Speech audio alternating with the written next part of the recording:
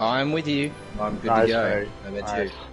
you? Yeah, keen, mate. First part was really good. Whereabouts I are we enjoyed in the the first one story? as well. That was a lot of fun. Resume Story? playing from where Yeah, you that's left probably off. a good point to point out, because I think you weren't really following the storyline when we got to the end there. Basically, Jessie has asked us to go on a secret mission with her. Oy, okay. Jessie, aka Sandra Bullock. Jessie, aka Sandra Bullock. Got the hots for Cloud, yeah? Yeah, mate. Oh man, it's bringing back memories. Nice. So what did we achieve in the first section? It's a total, if you want to recap the story so far. I'd love to, but your video is only available to subscribers of Average Ant Games. I don't know if you're aware of that. Well, you better subscribe. How's that? I don't know. We kind of want this to be open for everybody, though, don't we? They changed the times. Hopefully. Last train's already. Let me double check that, make sure, because Yeah. We kind of want everyone to join in the happy family here and have a little watch along. making sure.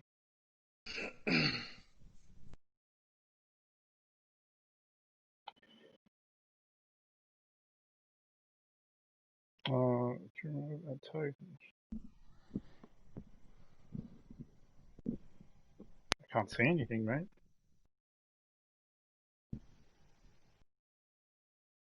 Should we restart the stream? No. Well, it's just I can't follow the game. That's all.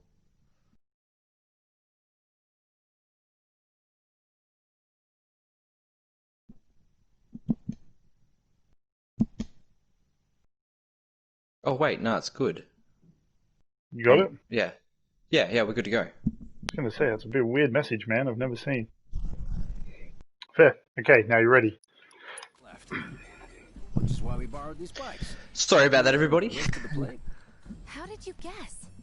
Easy. You've been acting There he is, Right, Fat yeah, Badger. so- talking about one Yeah, thing, Badger, you're obviously Charlie doing Sheen, Sandra something. Bullock, Yeah, and don't get me started on all that pep. all good to go here. You How did you know I did you want me to go through a quick run through of some of the things that we Yeah. did What's last in time? We just figured you wanted to Yeah, see man. your parents, that's all. Yeah, Cool. we destroyed a reactor with Cloud and the gang. Yep, right on the head. So, We saw the aftermaths of their deeds, How about you with let parts of the us upper party plate of yours for Midgar on a fire and in ruins. Spread the wealth. I think that gives a deeper insight into the devastation caused by Avalanche, which Yeah. sort of brings into the ethics, brings into question the ethics of your actions personally, which I think is pretty cool thing about remake. They didn't really emphasize that in the original that much. Here's to awkward family Yeah. reunions. Yeah, you're right. They didn't. Yeah. It was like, Barrett really laid it on, didn't he? In this particular remake. It wasn't so much Barrett. I think it was just sort of listening to the townspeople when you're walking through. They're like, Yeah. "Oh my god!" And, just seeing the flames and everything was pretty. Brought us down to earth a little bit. You hear me? In a very odd and surprising twist, we were introduced to Just so you Sephiroth. know, Sephiroth? Yeah. for the reason we think. Sephiroth? Yeah. Look, So that was obviously a big surprise for everyone who played the Yeah. original, 'cause that was a bit too soon for some Very people. interested in these ghosts, man. That's what I want to see. yeah. Well, that was the next point. We also met an unsuspecting flower girl being harassed by ghosts. Yeah. I used a Yeah. more powerful And then blast Cloud than narrowly you escapes could being solve. cornered by Shinra guards before jumping off a moving train, meeting up with the gang. Barrett harasses some commuting Shinra employees. Let's say you're Mm-hmm. right. So what? So, The next like, day we build for our- how, Yep. Weaker blast for how, engine this time. But since I can't get I guess, access to my not supply, futuristic, my but option is to technology, build like, my their ship. technology is so advanced, these bikes look kind of old school. Good luck with that. I'd like to see some, Akira type We bikes all need luck. in a remake, not some little Pee Wee 50s. But I'd say be patient, young Padawan. yeah, very good. So did this happen? that's what I Ooh, was here we go. Okay. Ooh, okay, nice. Accelerate, Yeah. gotcha. So prep yourself. Yeah, This is a side mission sort of thing. Didn't happen in the original. That was your question you had to ask. yeah. This is And dude, Yeah. just a bit of a side note. If you come out of this with over 80% health, Sandra Bullock's going to give you a hand job. What? Is that serious? No, she's not. But she'll be very pleased with you. I was going to say, if there's ever a thing to be incentivized by a computer game... Oh, hello. Here these boys are. Long range attack. Yeah, I don't know if you remember the original, dude, but we do jump on motorbikes, and you can attack them, you know, on the motorbikes. How do I... Oh, there we go. Yo, Brandon's back. Nice one. What's going on, Brandon? Literally just tuned in just as we started. Cool to see Brandon again. Yeah, okay. Yo, this is crazy. All of a sudden I'm playing Road Rash. Nice. I'll be honest, I find the game very intuitive. Like, I didn't even need to look up to the top left to see the controls. If you've ever played, you know, a driving game, GTA, or any of those open world games, you automatically know. You're just like, yep, bang. Accelerate, brake, I know where I'm going. Can I look behind me? No. Oh, no. No. Can't be blind up. Yeah, that's fair.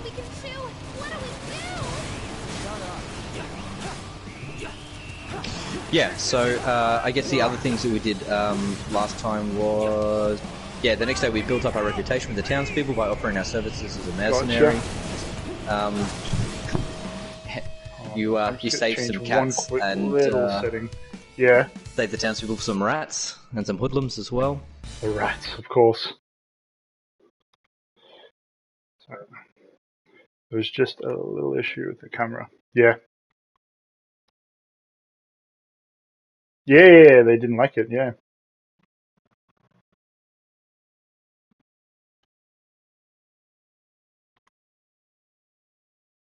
Mm-hmm. I'm just trying to change my cameras just over the chat, my face cam, so I couldn't actually see what Brandon's saying. Slightly where you were last time. Yeah, I couldn't find it, so unfortunately I just have to do it after this. Yeah, okay. I'll just open my phone. Yeah.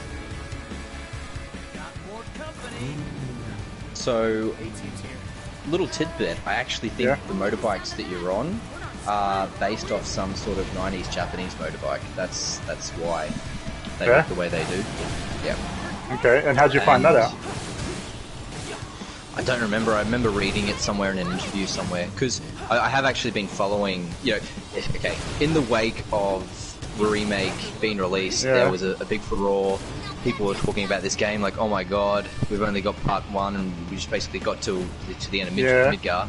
And successively the developers keep coming out with interviews because everyone's wondering what's going on, you know. People want to know what's going to come next. And because they left it on such a cliffhanger and so many surprises, people are like, we want to know more. So Gotcha.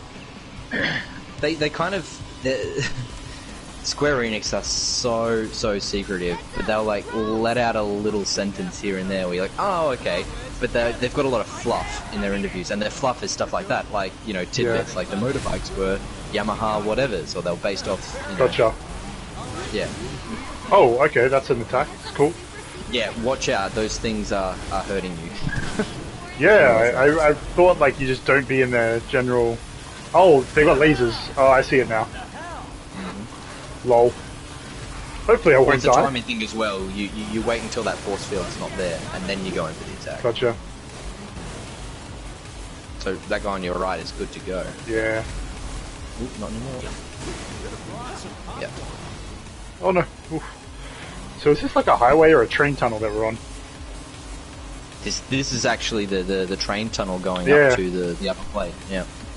And I'm sorry to break the news to you, Ant, but handjob is off the table. It is, mate. Jessie's not happy with me. Total. No Sandra Bullock love tonight. One setting just that I want to change. Apologies about this. It's really frustrating me.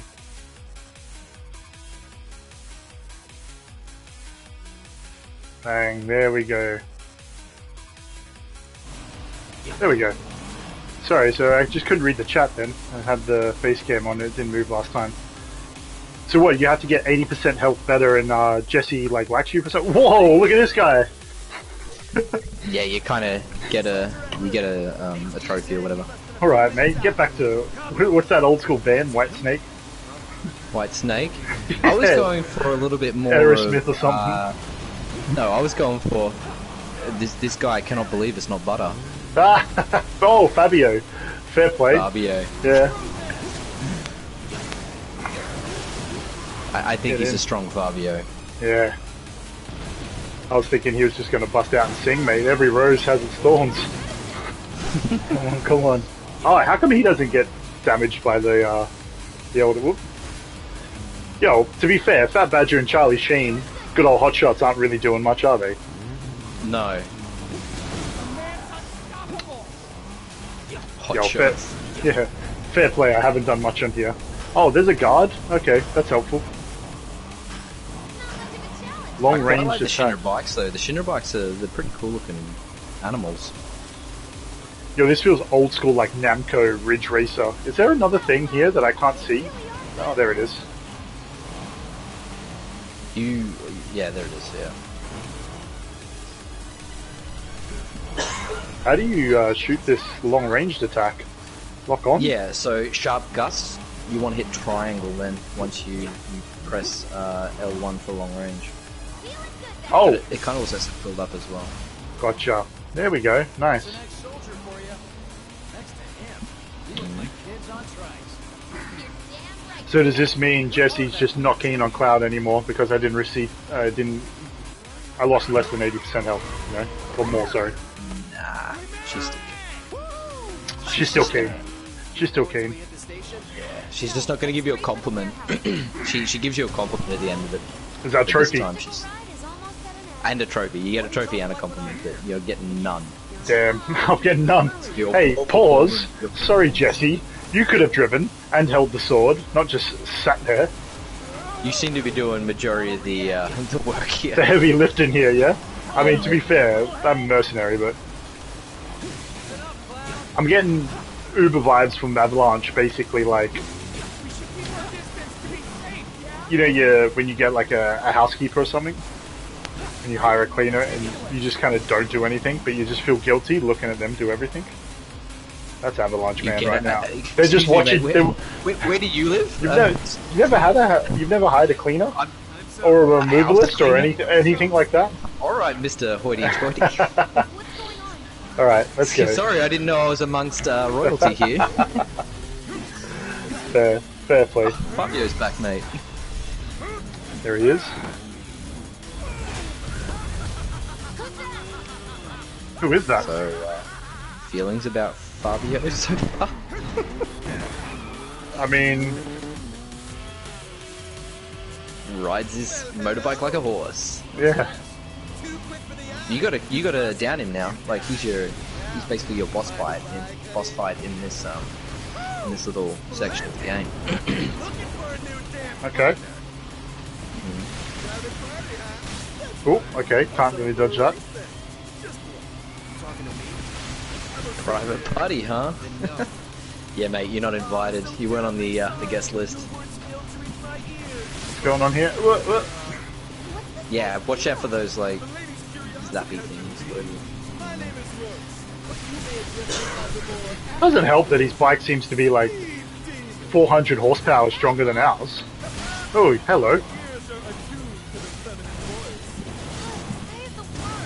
Yeah, this dude's got like nuclear reactor on the side of his bike. Just makes him.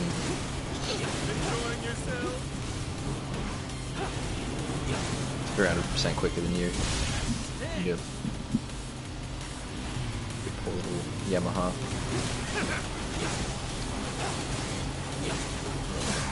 Yo, I tried to break them. That was rough. When he's like up in your grill like that, you want to do that spinning slash. Yeah, I don't think it was charged. Oh, okay. Ugh. Because that's the short range, like powerful attack.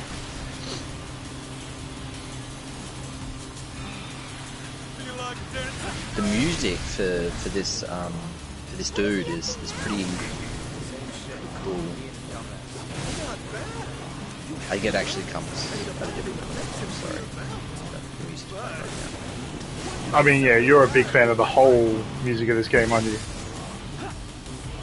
Massive fan of the music. Well, yeah, I guess that's probably a point to talk about. You can ride on the walls? What? Oh my god, can. thunder? Equally. I mean, we're in a motorcycle race against Thor here, and he seems to have everything that I don't. Yeah, you do seem fairly unevenly matched. Oh, tried to break.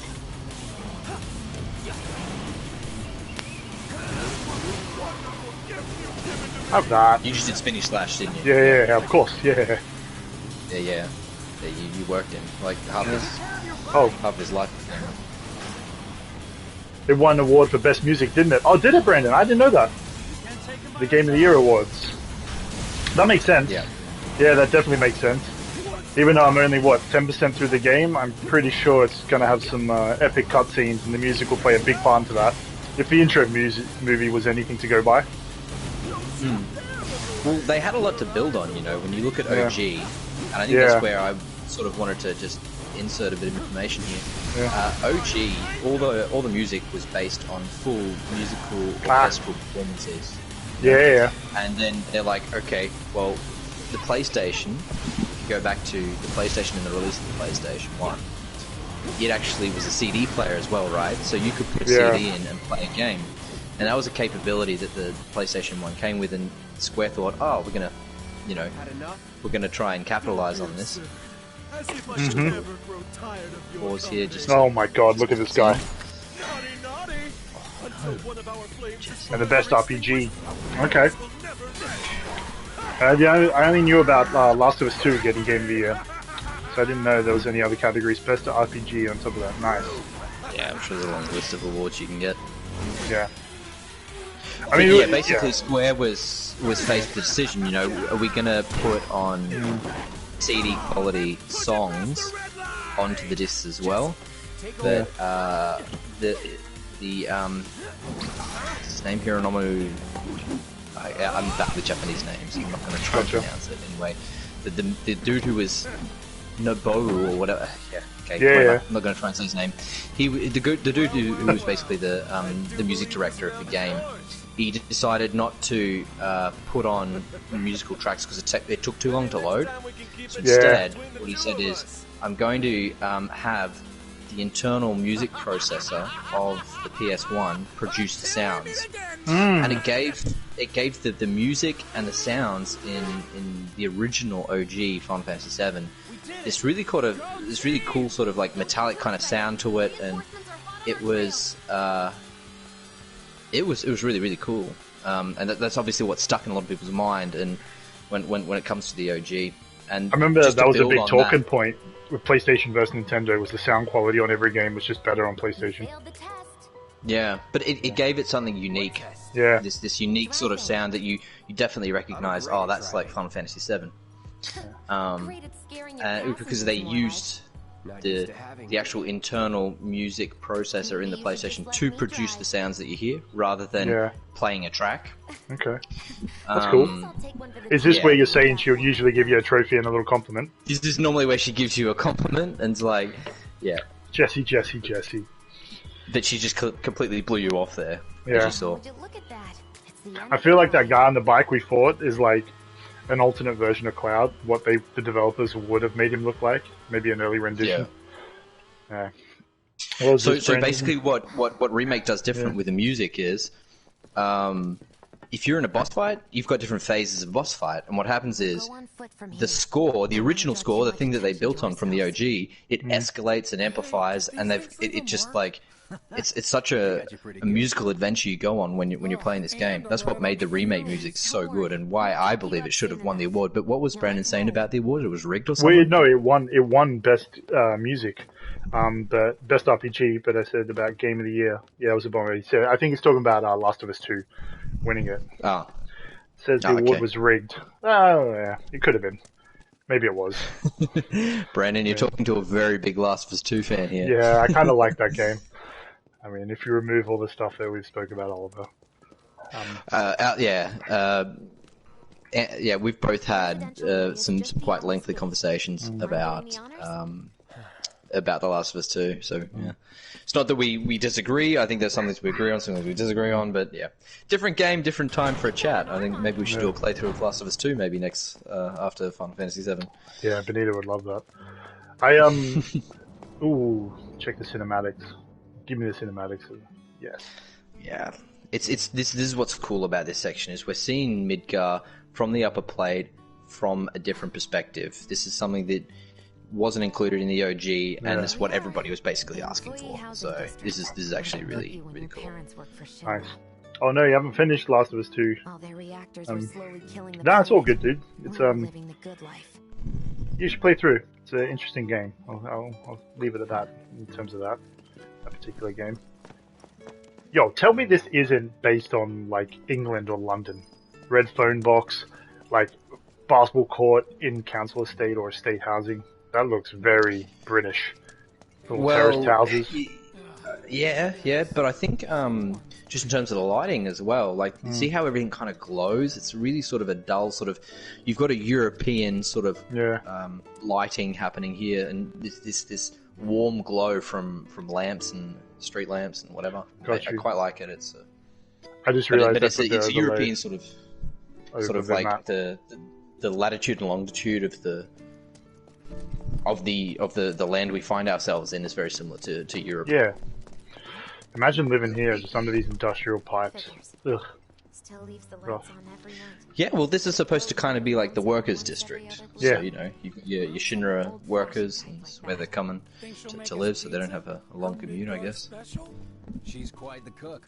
Quick to whip up finger. Let's go, Badger. All right, Get yourself a slice. Yeah, he's a hungry man, old Badger. Yo, totally shout out to this clothes horse here. I've got one of those, and they're wicked. They are, man. You know what to do. Yo. Have a quick look at the vehicle that's next to it as well, if you can. Because, Yeah. check that beast out. I like that sort of look of a car because it really does fall in line with OG style type vehicles. So obviously, yeah, you're not going inside with everybody else, as we've just seen. You're left outside to your own devices, and just to look through the window like some mutt, mate. some creep, some peep show, man. Yeah. Oh, it's all good. I only just kept whoever this is relation to Jessie safe on the bike, you know. I only just kept her safe for like the last 10 miles while bloody Sting just tried to knock us down. Think you can do that for me? Really puts Cloud in. It really portrays him in an interesting light here. You'll do anything for a job. Yeah. All right. Going through the back door when Cats. the coast is clear. Is that supposed to Enough represent cats. Jessie, Charlie Sheen, and Fat Badger at the back? And there's Barrett. I don't know, but this is super interesting to see. Like, why would they insert like this weird little the cat licking its lips and looking at you like that? It's super interesting. It's the outcast cat. See? It's all the others going away. And this cat's just left by his lonesome again. Yeah, but what does he want to say to him? Like, what? Okay, you got to look at the bigger picture. What is that representing in the bigger picture of Final Fantasy VII? Is that a Sephiroth cat? Maybe? I don't know. Just throwing it out there. I take that cat as that's Cloud. And all the other cats abandoning him. Or they're like, you know, he feels a bit of a loner. yeah. It's a bit of a merc. Yeah. Do you know what you're supposed to be doing right now, Anne? Yeah. Not really. I've been listening to yourself. Okay. Yeah. So we're basically just visiting Jessie's parents. Yeah, I got that. You've been given a special task. You actually have to go into Jessie's dying father who's in a coma, and you have to steal his ID card so we can gain access to the next reactor. That's why. Dark, bro. This is some dark gameplay. We'll be chatting Mom up in the kitchen, so don't even bother being quiet. There's no way she'll ever hear you. Yo, no way you couldn't scoop that, Jessie? Dad'll be in there, but it's okay. Yo, that guy's way too young to be Jessie's dad. I think I just realised I just broke that to you when I shouldn't have. Was I just one step too early? I thought that the dialogue had already happened. Yeah, I know I should do it Oh, what? myself. That this is his dad? This is her dad? Dialogue's happening right now. Sorry, I jumped the gun, everyone. Don't stress, Do mate. this for me, okay?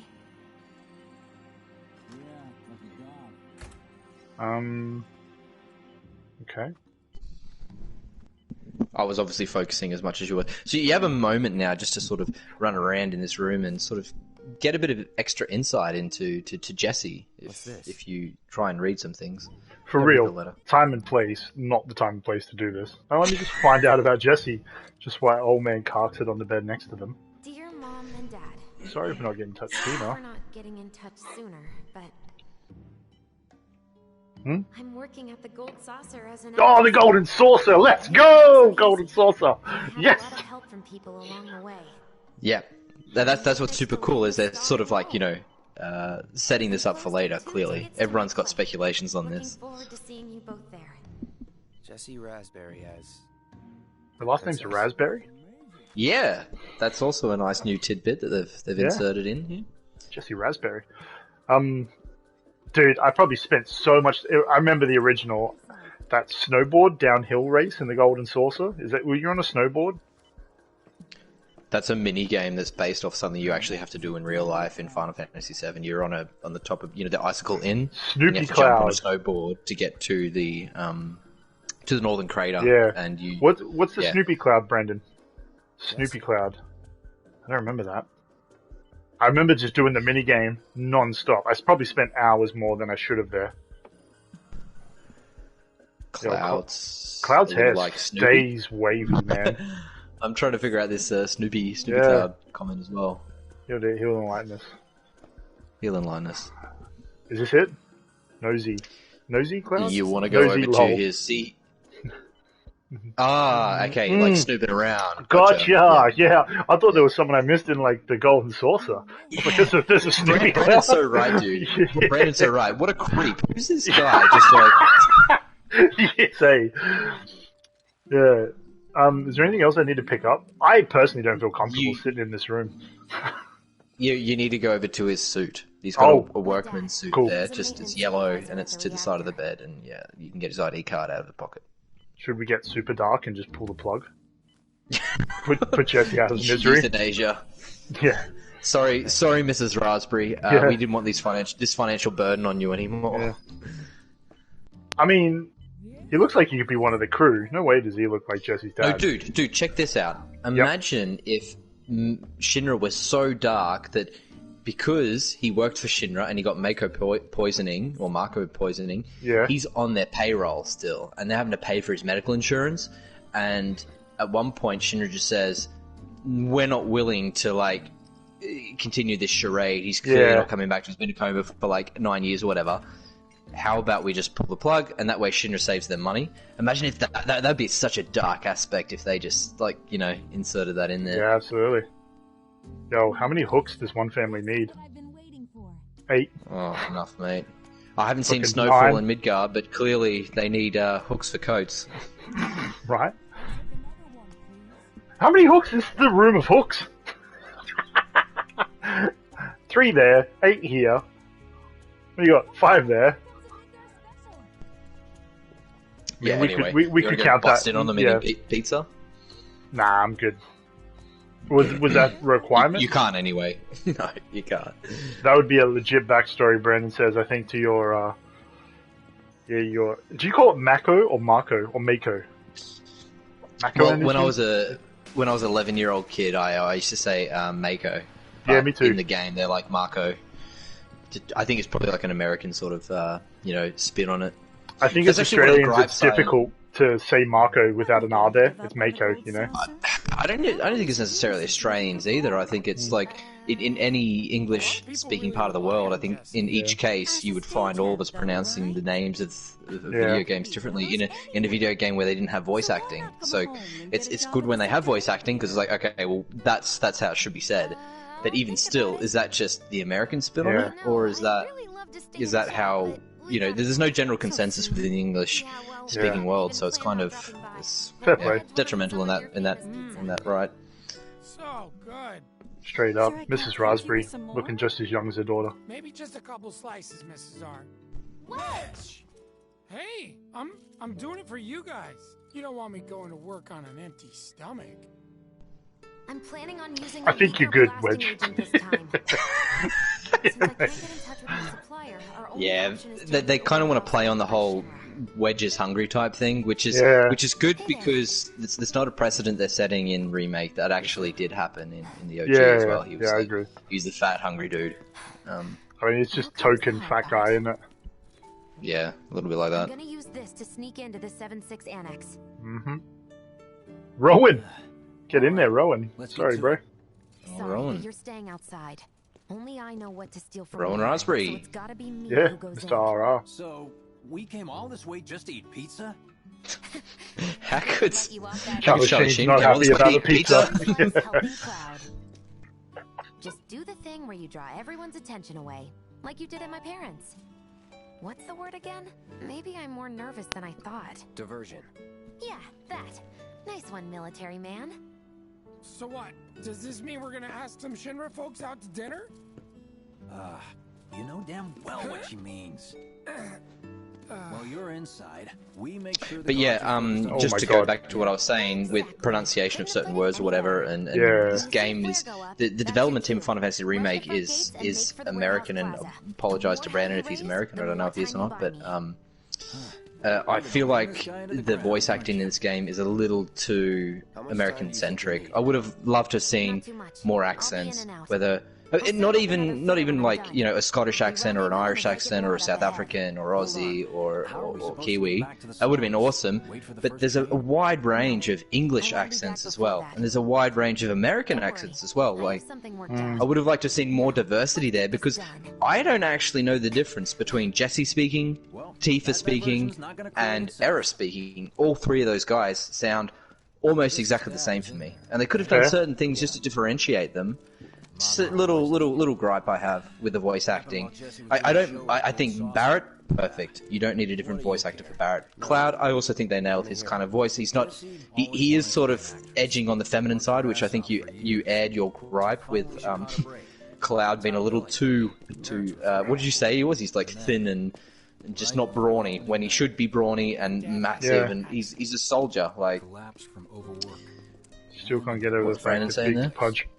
Still can't get over the fact that Biggs punched Wedge back. Is he still sore? Is that why he's? Oh no, he's looking at cats. well, it's I yeah, thought it's he probably was like a bending over stomachache because he he got ate a- too much food. Yeah, absolutely.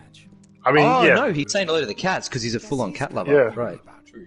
Thinks her dad's spirit is stuck now between his In the body cats. and the heart of the planet. So if we don't I agree, dude. Okay, all time. Do you know the actor Mads Mikkelsen? What's so funny? No. Oh, Well, the name says something to me, actually. Is he... Most of the time. Where's he from? Go on.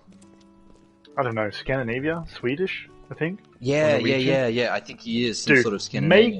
make that dude Sephiroth's voice. For sure. Yeah. I'm all on board there. Give him some sort of weird, creepy European accent. That'd actually be really Yeah. cool. You're right. Like, I mean, I say weird, creepy European, but the thing is, you can't, like, nail it down and say that's the accent. And that's what's cool about it. It's just like this creepy dude, you know, Yeah. he's supposed to be the biggest antagonist of the game, so it's absolutely suitable. Yeah, absolutely. the lot Jessie was talking about. It's kind of like they could all have. I mean, I don't know. Where's this set? This is set in a fictional planet, right? It's not Earth. I know for we were sure. just talking then, but we just actually missed quite a critical point, because you see sort of Cloud turn Yeah. from not caring about Avalanche, and that was kind of like, oh, I'm spending a bit of time with these guys now, and I'm starting to see their plight. And Gotcha. Well, he sees what happened to Jesse's father, to Rowan. exactly. So he's like, Yeah. oh, maybe I'm on the wrong side. Looks like someone beat us here. Yeah. Well, I don't even think he supports Shinra. He says he's a mercenary from the start. He's just a paid man, you know, like a paid hand. You give him money and he does the job. He doesn't really have a dog in the fight. He's just like, you know. In the money original, talks am I and right in BS thinking he walks. worked for them? Plazas that way. Warehouses are further in. In both the original and remake, Cloud has worked for Shinra. I mean, that's What am why I he doing? got I'm listening to you. I should be playing. recruited. Sorry, turn to the. You want Yeah, to go to the gotcha. right of where you Yeah. are just there. No need to rush. And this is actually something I wanted to point out to you. So if you just go to the right of where you are once they finish this dialogue. Don't be a Yeah. jackass. We're in this together. Is that Chocobo? Do you see the Chocobo poster? If you need to check your gear, Just to the right of Yeah, that could Biggs? be. the word when you're good to go. You kind of you see that sort of thing Use that everywhere. vending machine over there to stock up. Okay. Use the vending machine over there. So if you want to stock up, yeah, you can go across to the vending machine, but don't do that. Do a full 180 again and face them, but then head to your right. Okay. How come I can't exit this? Guess Oh, there we there's go. a training center Yep. too. Could More go interested So in that's this what he chocolate just liquor. wrote. Guess the training center over there. Really hungry when I'm nervous. No, Here, to yeah. your left. See the? Yep, there it Yeah. is down there. So yeah, have a little bit of a kick around here in the training center. The music's dramatically changed. It's getting darker and deeper. What was I just talking about? No need. Let's just battle. Okay. Should be easy. Oh, I remember how to hack and slash. Come on. You know me? Oh, yep. Oh, hello. There's others. just as a bit of a tip, if you've only got 3 people to kill, just do one after the other, and you actually get a fair amount of XP for doing this. So No holding it's back. not a bad exercise if you're just trying to get yourself sort of up to speed before you continue the gameplay, because obviously you can complete this game with a minimal amount of sort of experience and building up your people to make them strong Gotcha. enough to kill their... Brandon asked, how about Cloud's past working for Shinra? That's what I thought. I thought he did work for Shinra. I thought at one point... sorry, that's what we Yeah. were just talking about. That's what we were talking about. Cloud's past work for Shinra. Well, this is the thing. This is why Avalanche recruited him, is because he was a member of Soldier. He claims he's a member of Soldier, and Yeah. he gets onboarded by Avalanche because he's since defected, or he's just left Shinra, but he has Yeah. all the knowledge of the reactors and that sort of thing. So that's why they're like, oh, we could use this guy in our terrorist cell to infiltrate Shinra and the reactors and blow them up. I said all of that without doing any massive spoilers, and that's the thing. If you guys want me to spoil, I will, but I don't have to either. Nah, it's all good. It's up to You'd be you. crazy not to equip it. Yeah, Okay. all set. Let's go over the plan one last time. You start things off by cutting loose where everyone can see you. Okay. Us? We're the backup. First, we climb high enough to get a vantage point. Do you know what you're even doing here in this facility, Ant? Not really, I've been listening to yourself. Yeah. So basically, Jessie needs you all to help her out because she needs to... Hey, Oh, Tifa, let's go. Yeah, okay. Yeah, I kind of want to let this We're making this a cutscene play making a out, actually. diversion. what did you Yeah. want to talk about? Oh my god, look how long Cloud's hair is. When spring comes, I'm leaving town. I'm going to Midgar. Backstory is fantastic. Should have play. figured. All the guys are leaving. And I mean, this cutscene does occur in the But OG I'm as not well. like them. But it's so amazing I'm not seeing going this just to work for work. in today's graphics. Brought to life, just completely brought to life, and just the starry I'm sky a behind him soldier. is brilliant. The best of the best, like Sephiroth. The Great War hero, huh? Isn't it pretty hard to become a soldier? Yeah, so I won't be back for a long time. Guess not. I love the setting too. If you catch any of the village around you, it's Nibelheim, obviously, where Cloud comes from. Cloud and Tifa, they both come from Nibelheim. And Just promise nice me little something. tidbit about that name. When we're older, and you're a If you famous speak soldier, German, as if I I'm ever do, trapped or in trouble, Niebel promise is a word for you'll like come mist or safe. fog, and Heim, which is like home, That's what heroes do. and mist or fog or Please? cloud, cloud's Just home. once. Come on. Ah, get in. Mind blown. I thought it was very like Nibelheim. I mean, obviously it's German, but I thought it was very Nordic. Like It Norse is actually probably more North. It's more Norse Nordic, Yeah, yeah. Norse mythology, right? Yeah, 'Cause but I mean, you know, Scandinavians and the Germanic language is Scandinavian, and actually the English language as well. Oh, that's a really good point. Brandon just made. Sky is super clean. You can see stark difference between Midgar and Niflheim there. Yeah, man, I Yeah. agree. Oh, dude, you're so right. Look, there's no stars. I know we have to think Yep. big if we're going to Oop, make a difference. here we go. Cocktail scene Not again. Like this. I Back at the just- bar. Back at the bar. I feel trapped. I just realized I put my face cam like right in the middle of the fucking game. It's awful. Yeah, it's sort of not the most practical position for that. I'll change it. You had it good last time, which is sort of like below the chat to the right in the middle. Yeah. Just I couldn't see. Right. The signal. So you've just got the get-go. What basically Jessie's asking you to do is she needs to go into this warehouse because she needs explosives for the next reactor run. That's what we're doing here. So we're securing explosives for the next reactor run, and this is some sort of a storage facility for Shinra, and we're stealing the explosives from Shinra. That's what we're doing. Just so you know where we are in the story. It'd say that, though, I do need to restock because I'm slightly parched. I'll be back in just a moment. Do you, man? Go get your drink. Oh, here they are, the stormtroopers again. They can't see through their helmets. Maybe they went home. Hey, over there. Doesn't see anyone. I'm just standing right next to them with a 10-foot sword. Target sighted. Let's go. Light him up.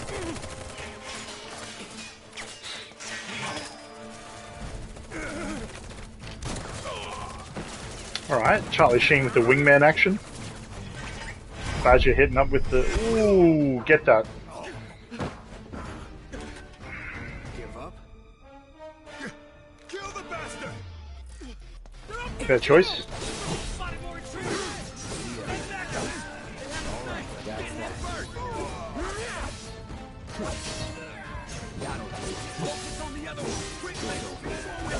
Okay.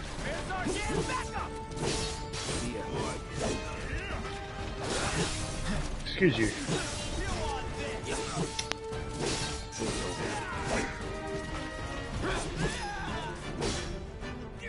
Who's next?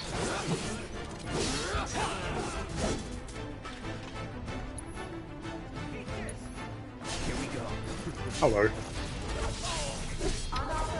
Well, throwing a grenade, has he?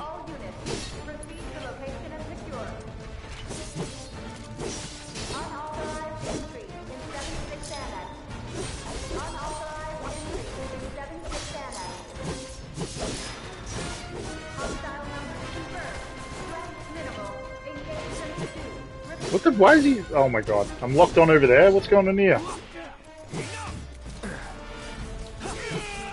Oh, I forgot how to lock onto someone else. That's my bad.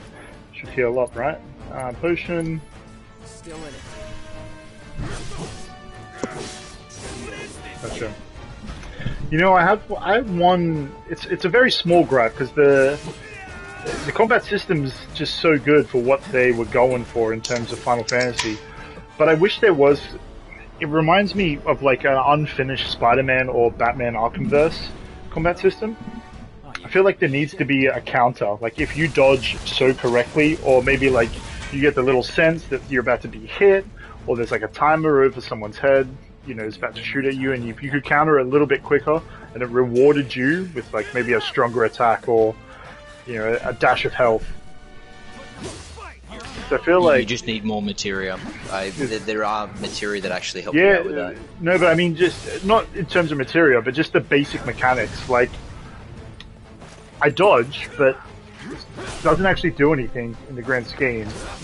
Unless do you know what I mean? This is what I'm saying, because I was trying to explain this to you last time as well. Other press L1 in the mode on the right time. Have spoken about this as well. Did I die? No. No, but you're looking pretty weak, dude. Yeah. You've got... You're basically stunned. You've got a lot of ATB as well. Make sure you're using your ATB. Yeah, I kind of forgot about that. Abilities... So yeah, heal yourself. Oh yeah, I forgot about my shortcuts. Gotcha. Yeah, use your shortcuts. But also your cure spell as well, because that's going to kill you more than a potion will. Is it? Yeah. Yeah. I forgot about that. Hey, Fat Badger and Charlie Sheen. Like, help us out. Sorry, block R1. They do. Cool. They do. Yeah, that's good. That's exactly. A good shout, so, Brandon. I'm a bit gung ho, aren't I? Yeah. And don't forget my bad. mode. My bad. I'll get that. This guy healing himself. Excuse you. Yeah, that's not allowed. Elite security officer. Get out. That's all you needed to do to stop those missiles? Just like push it off the edge. Alright, Charlie. Cheers, Take, pal. take your time next time, mate. Ooh, this thing. Hello. I mean, you can tell I've just been playing Spider-Man because the first thing I do is just rush in and go for a counter. Because when you counter in that troopers, when you counter in Not that exactly. game, you basically have them stunned automatically in a way, you know. Okay, this is Oh, the dude. counter mode. Did I die? Oh Yep. shit, my bad. Okay, retry from Last last battle. Do I have to do that all again? No, just on the last battle. Resume. But you do it from the first part if you haven't equipped yourself properly. Like, if you haven't got enough. If you feel like, oh, I'm missing this material, or Before this battle Yeah. or from the first battle? What does that mean? before this battle. I don't think Gotcha. you need to go from the beginning again. I just think you need to watch out. You have to go Watch to out the on your health and beginning. not go straight down home. Oh, that's the worst. Just put me right back in where I died. Yeah. Play. You should do this on hard mode. It's a completely different experience. I'm good. No, I'm saying it gets to frustrating points as well when you don't figure out how you're supposed to get Yeah. past your enemies. I'm playing it like a Oh, you gotta be shit. yeah, like an adventure game as opposed to a turn-based style like Final Fantasy is meant to be. But back to what I was saying, I was trying to explain this in the previous stream we did, is that there are certain attributes that come in the form of materia, and these attributes should actually just be physical abilities that the characters have. Yeah. Yeah. Get ready. And this has been talked about amongst other content creators as well. So I'm not the only. Look at I'm me actually run. not the Oop. creator of Okay. this position. This is actually something that other people come up with, and I agree with it. Yeah, I definitely agree. These riot troops are tough because they got that shield, obviously. So the idea is that you're going to roll around and try and get them from the behind. That's the Gotcha. idea. All these career officers should fall. Is it possible I got worse in that like half a second? I think it very much is. That's what I May well mean, be. man. Looking good. Well, you do also keep trying to hit that riot trooper like directly on his shield rather than sneaking around behind him and just attacking him, cutting his legs out from behind him. Wow, how'd you do that? I just kept getting missiled. No, I'm not dying again. I refuse to.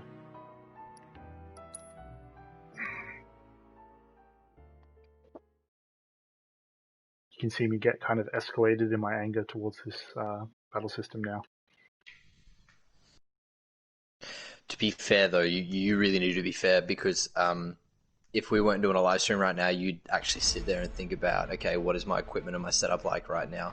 You actually probably wouldn't be using the sword you're using because I just noticed you're still using the Buster sword. You didn't even get the upgraded sword that you could have bought back at the weapons dealer. You gotta be shit. Let's go Buster. Let's finish the whole game with the Buster sword. Just for the You culture. actually can for the do cover. that.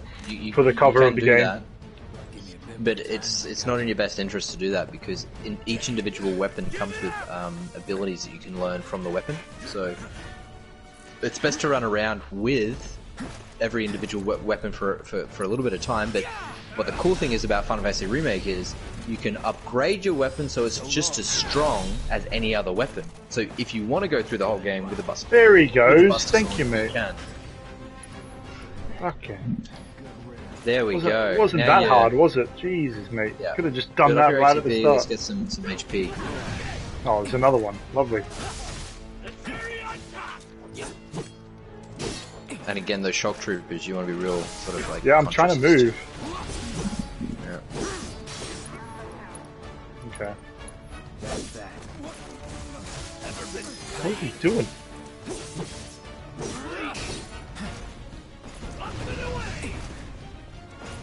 Bring it. Let's get this over with.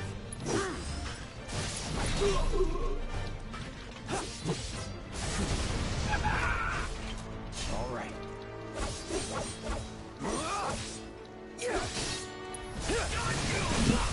Let's finish this. Had to really concentrate there. Yep, Ooh, but can't I use think it's that. important you do that. Use your. Save your ATBs for healing yourself. That's what I'm trying to do now. Yeah. Getting better? Getting better? Getting better, yeah. I think there's obviously a learning curve with every game, and I think you're going through it Oh, right now. To oh. be fair.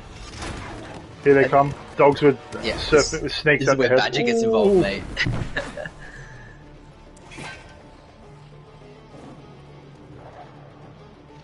Are these cats or dogs?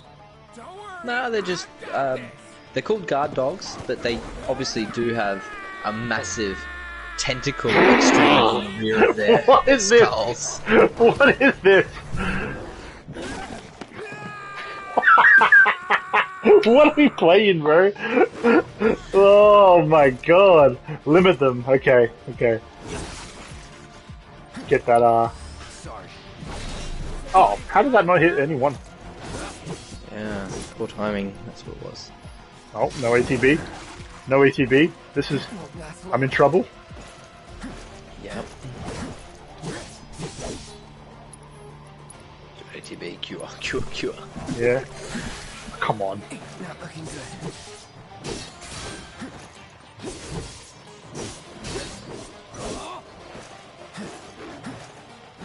How do you do limits again? Your limit is in the menu if you have built up enough to be able to use your limit, but you're not quite on your limit.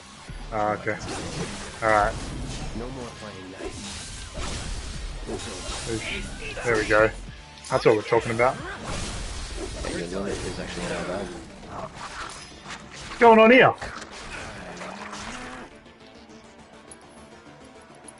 You'll save your limit for the next round.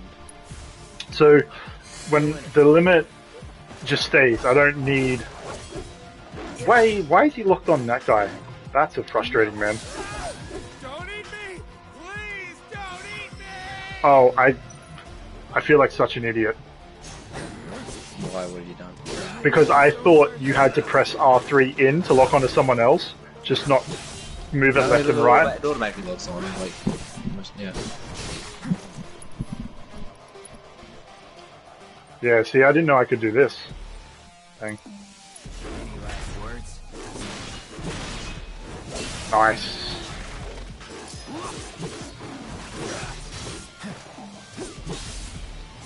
Yeah, I'm just not. I know you did use your limit, but I'm not sure if it was the right moment to do it or. Nah. I'm Yeah, good. but it probably actually is thingies added because you kind of want to. You don't know if it's going to stick around. I'm sure. Probably think that. Yeah. Got your ATB out, so you've done all you can.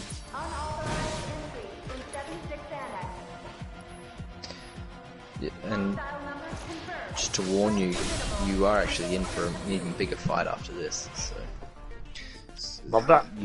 This is where you got to pace yourself. Ran off the pizza. That's pretty funny. Show, man.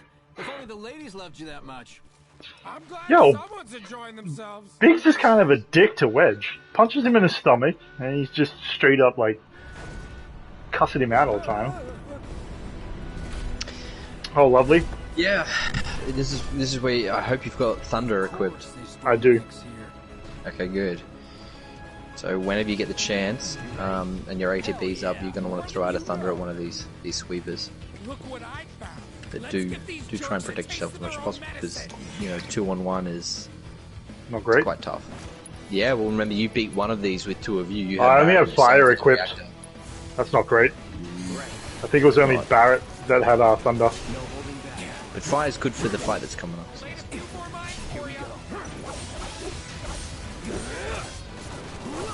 See, they're don't even facing you, so you know how to deal with them. Just get out of their line of fire.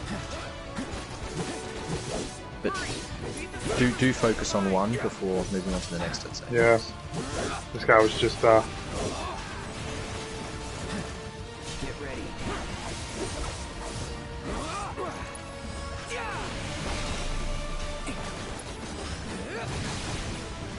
fair play. Oh, you seem to be controlling them, mate. Which is good.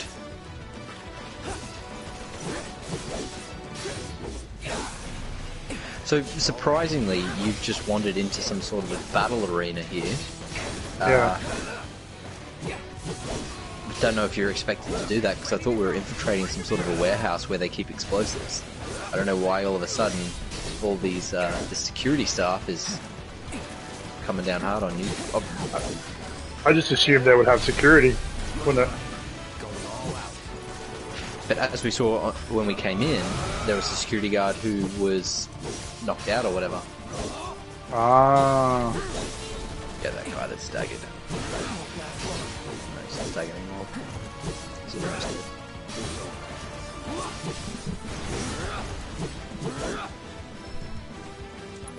Well done. You're done. Fuck it. When in doubt. Limited. Yeah. He's dead. It's no use to just sitting there all charged up and not using it, is it?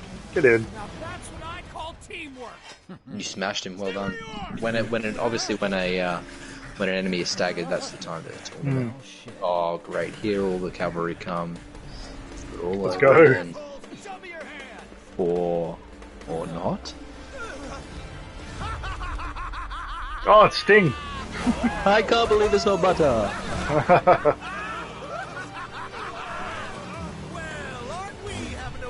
What's his name?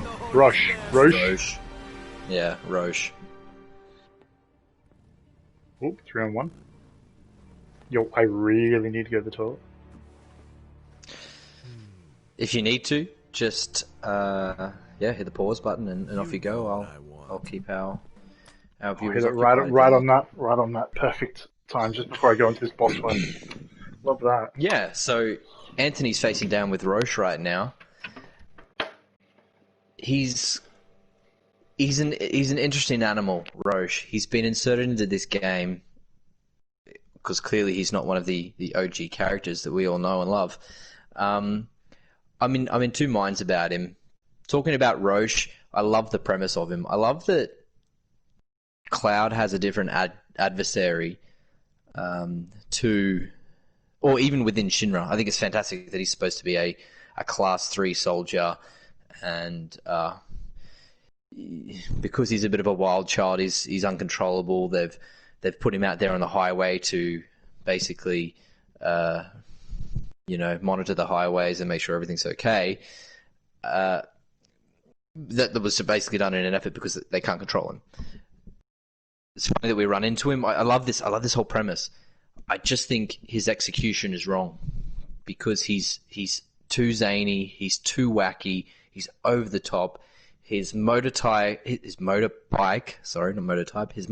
defies physics. He flies around the place like no tomorrow. Yeah, I know it's an anime and it's not always supposed to be, realistic in terms of physics or whatever. But why does his motorbike have magical abilities when Cloud Spike doesn't?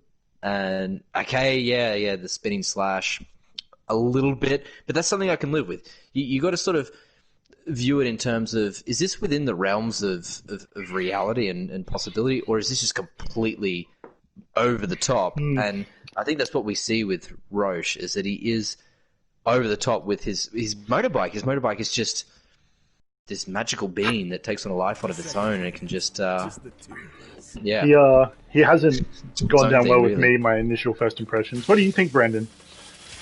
If you reach out to the audience if anybody. He just doesn't feel like he's meant to be here. Do you know what I mean? It doesn't feel like he fits in this world somehow. But just listen to his dialogue. The engine roars with excitement. It hungers me to be free. His dialogue, on top of everything, every other criticism I just said, his dialogue is the biggest thing that lets him down, because he doesn't necessarily have any motivation to be doing what he's doing. And be very careful. Just return from the toilet. It's quite difficult. Brendan, we'll just ask him, what's your opinions on Roche? Because he's not in the original game, is he? And he's I personally feel he doesn't fit in this world somehow. I feel like I'm in a Tekken fight right now. What's that? Just give me full health. And Oliver thinks he's a bit meaningless in terms of he's over the top. He's OTT, and his dialogue brings nothing to the story or to anything whatsoever. His character motivations don't suit his dialogue either. I love his premise, as I said, as like a third-class soldier that's just been relegated to, monitoring the highways because he was uncontrollable. Love the premise of him, and I love that Cloud has a different adversary to Sephiroth, because why do you have such a huge organization filled with soldiers and the only one you ever meet is Sephiroth? Yeah. So I think having more than Sephiroth is fantastic. What was his answer to the question there just then? He said story-wise irrelevant, but he serves a good practice on one-on-one. Yeah, fair. Yeah, absolutely, he does. There are more one-on-one battles coming up in the future, and this is your basically your first time you've had to deal with another one-on-one combatant like this, and it is good practice for later. Absolutely. He feels like he should be in Tekken, mate. I love that you were listening to me, and that you listened to me last time when I said humans, fire is their weakness. You just smashed him with the fire. Ooh, hello. Okay. Come on. Yeah, do heal up. I can't. I can't dodge that, can I? I can. Maybe I can. Not everything you can, but you want to try and dodge him as much as you can. Try not to try. I know. Dodge! Laters. And then, A to B up, heal. A to B up, heal. Yeah. A to B up, heal. That's I gotcha. Your battle plan here. See, I should get, a reward. See how he gets that dodge thing? I should get that, just for dodging, having good timing. Oh, I just almost... Practice counter with R1 Punisher mode. What's that mean? Is that...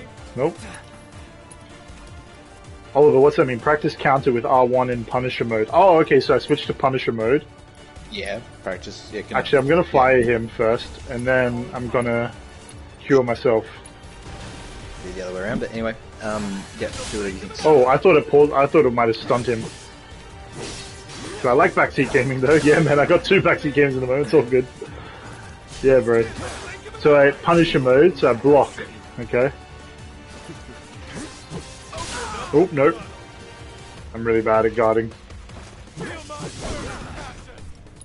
Might want to just... in Punisher mode, you're obviously going to, be slower, right? Yeah, and you're going to be less agile. Heal yourself for sure. Look at that, you got around him. All right.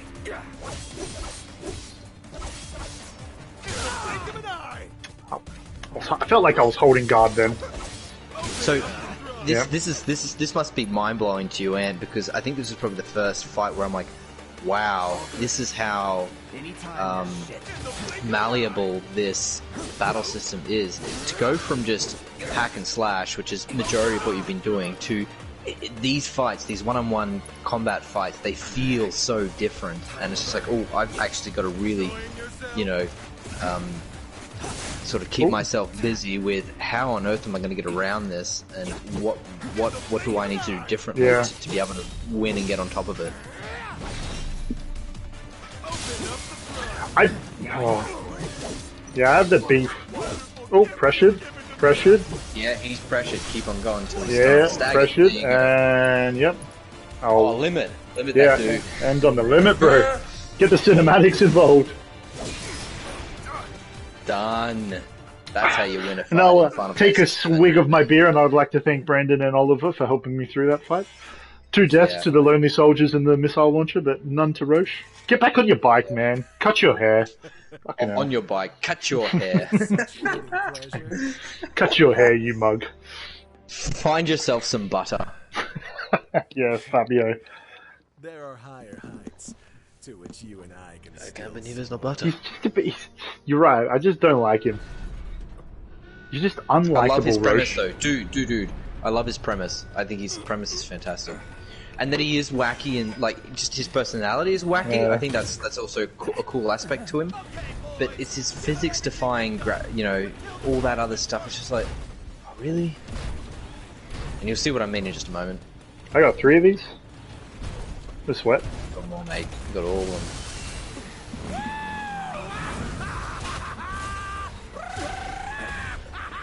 It is pretty silly. Yeah, see what I mean?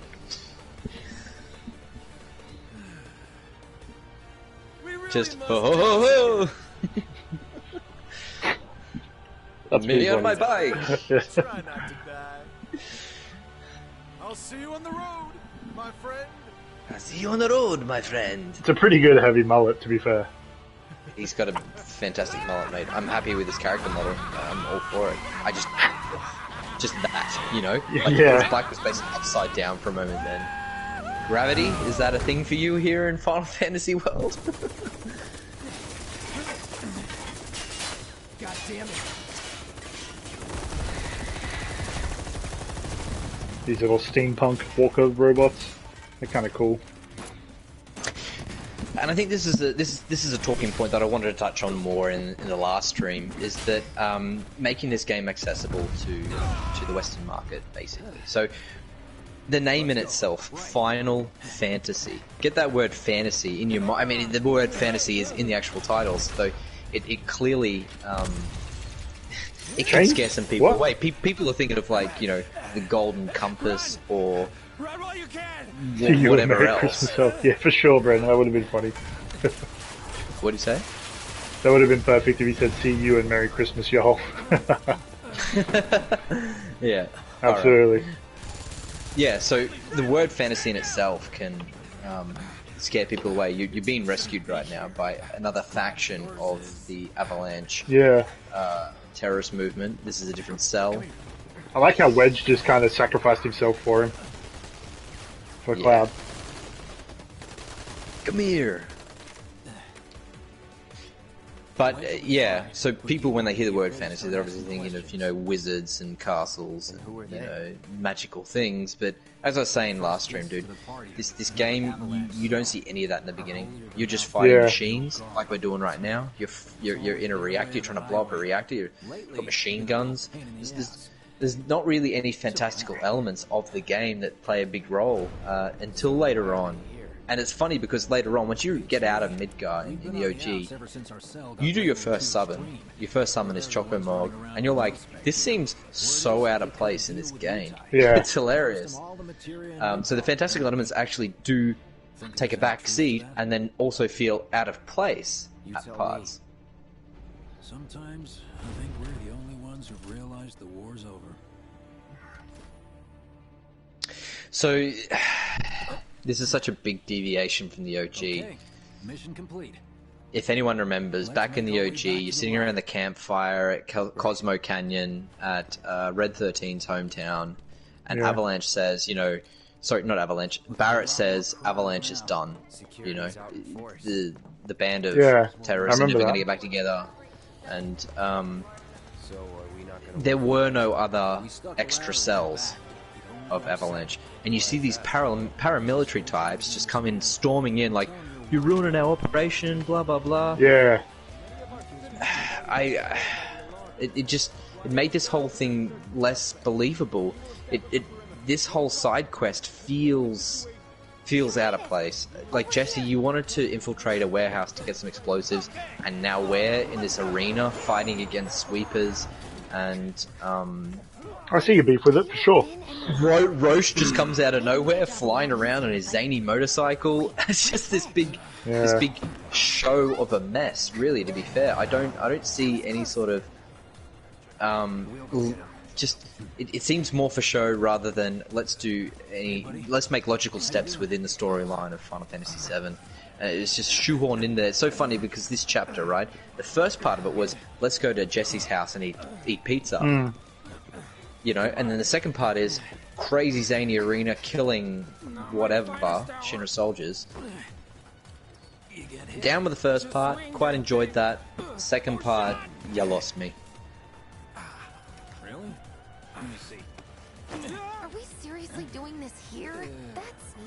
Wow. Wait, what? You guys He's got a bullet in his No, cheek. It's Forrest Gump. He's Forrest Gump, man. Looks like there's ice cream for you. This is like a bruise or a mild burn at worst. That's funny. I'm in the same boat as you. Take all the fantastic beasts from this game, and you'll get an even better story, actually. That's a very interesting proposition, Brandon. Smile I spy? take away. Yeah, right. All the Wow. monsters and all that. Imagine what it Yeah, would be like. I've never yeah. even thought about So- that at all.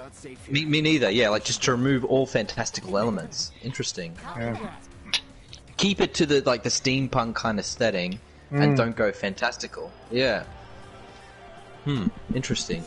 Interesting. I don't know if it's doable in terms of we could definitely if it's practical to implement in that sort of a thing, and it would severely deviate from the Final Fantasy series again. What's the summon? Well, I'm trying to think of it. The big dragon that you blow the world up with. You basically blow the planet up with. Bahamut. No. Yes, you've got 3 different Bahamut. variations of Bahamut. That's Bahamut 0, the one you're talking about. Oh, so last stream Brendan was saying he got Bahamut. I was thinking of Ifrit. That's who I was thinking. I mixed Ifrit He's and the Bahamut fire up. one. Ifrit's the fire demon and Bahamut's the dragon. Yeah, Bahamut's wicked. Shout out Bahamut for sure. Yeah. So it's They gotta interesting just to manifest the listen to some fantasy of the word anyway, so NPCs yeah. here. Yeah, I agree, man. Without the monsters, there is no fantasy element. Hey, I'm not an idiot. Oh, this guy. What's going on? Try and find this old lady. She's talking about getting her shotgun out. It's pretty funny. Look at these two dudes I'll get those dressed. terrorists myself. All right, lady. Yeah. There to the left with a soldier. Other side of the street. Oh, yeah? She is. Please, calm down. I need you to go back inside and stay there. An emergency has Listen been to her. declared. Talk, woman. Talk. Let me get my gun. Don't you worry about me. I killed myself a platoon's worth of them bastards back in the war. Well, this is the cool thing. Is Ooh. I like this aspect. Is they're like, oh, it's not, it's not citizens of Midgar that are doing this. It is Yeah. Wutai, and Wutai are causing the issues that Midgar are seeing. It's a factions of infiltrated soldiers here that are trying to basically destroy our world. Yeah. It's funny how As none of a- them found Cloud's suspect just walking down the street, you know? Yeah, with a Huge massive sword. sword. Materia just bulging out of it, and these boys walking with limps behind. Nah, those guys are good. Just let them through. So yeah, as a legacy to the Wutai War, Yeah. it's cool that this is what they're trying to build on that lore, which I think Yeah. this is where it's done right. There's world building and expanding upon the world of Final Fantasy VII done right and done incorrectly, and I think that's probably an aspect where they did well. I figured my dad got it wrong, but no. It's funny how And you this is fun can't too. What we're about to select. do. It's funny how you can't select Huh? What do you mean half your name. Do figured? you remember in the first game you selected what name you had? Yeah. It's just Cloud now. It was a very personalizable aspect of the game. You Yeah. know, you'd call the main character your name, and then all your mates names Yeah. as well. You know what's super funny though? Like I used to call Barrett Beef. You know why I called Yeah. him Beef? No, Because why's my that? brother, he hated the name Beef. He just used to call him Beef, and I'm like, I'm gonna call you Beef. I'm gonna call Barrett Okay. Beef, just to provoke him. It's pretty. I Funny. think I called Red 13 Simba. Because I was that Simba. dude. Take your time and change your weapon to Iron Sword and set that sweet Ifrit materia in. Yes. Is that good? Yeah, okay. Coming at He's you on the, with he's some on the good ball. advice there. Good advice? Alright, let's take it. Yeah, I'm so glad I got someone else in my court. I'm trying to get you to focus on some more of the battle aspects of this game because it does actually enhance the experience. Yeah. But There's some obviously we're Top doing a Gun live music. stream, so it's kind of difficult to focus on everything at the same time. So I get you grabs. Yeah. Right. Give me a minute. But this is obviously something completely new that's been inserted into the game. It's we're on the up plate, we need to get down, parachute down. I think this is cool. Yeah. I don't mind this at all. Yeah, that's wicked. I'm on board with this type of change. And just How seeing did the how did slums you get beneath how did you get down in the? That's funny. How did you get down in the first one? You took a long lift, right? Or you went down the stairs set? Or am I just making that up? I don't want to give any spoilers for. Okay, no the- spoilers. Yeah, Oh, but you know that's we pretty normally funny. take the train down for, Yeah. for the bits that we know. You know the Go on. actor who has Wedge's voice? You took one for the team. The Yeah. dude out of Breaking Bad, Badger. Yeah, Imagine Badger, just seeing yeah. him in the voice recording studio recording that parachuting sequence. Now, Yeah. more than ever. He's a keeper. Like, this is something I could see Avalanche doing. Get in, get out. How are we getting Can out of I- there undetected? Dropping through the plates, mate. Can I emphasize the bigness of the slums? See how big the Yeah, slums it's are. huge, They yeah. seem so big, and I love that this draws light upon that. But if I may, because I did not criticize this game enough in the first stream, one of my Yeah. criticisms is, and as a bit of a city planner, city builder type person who enjoys city builder games, but just cities in themselves, it doesn't actually make sense that these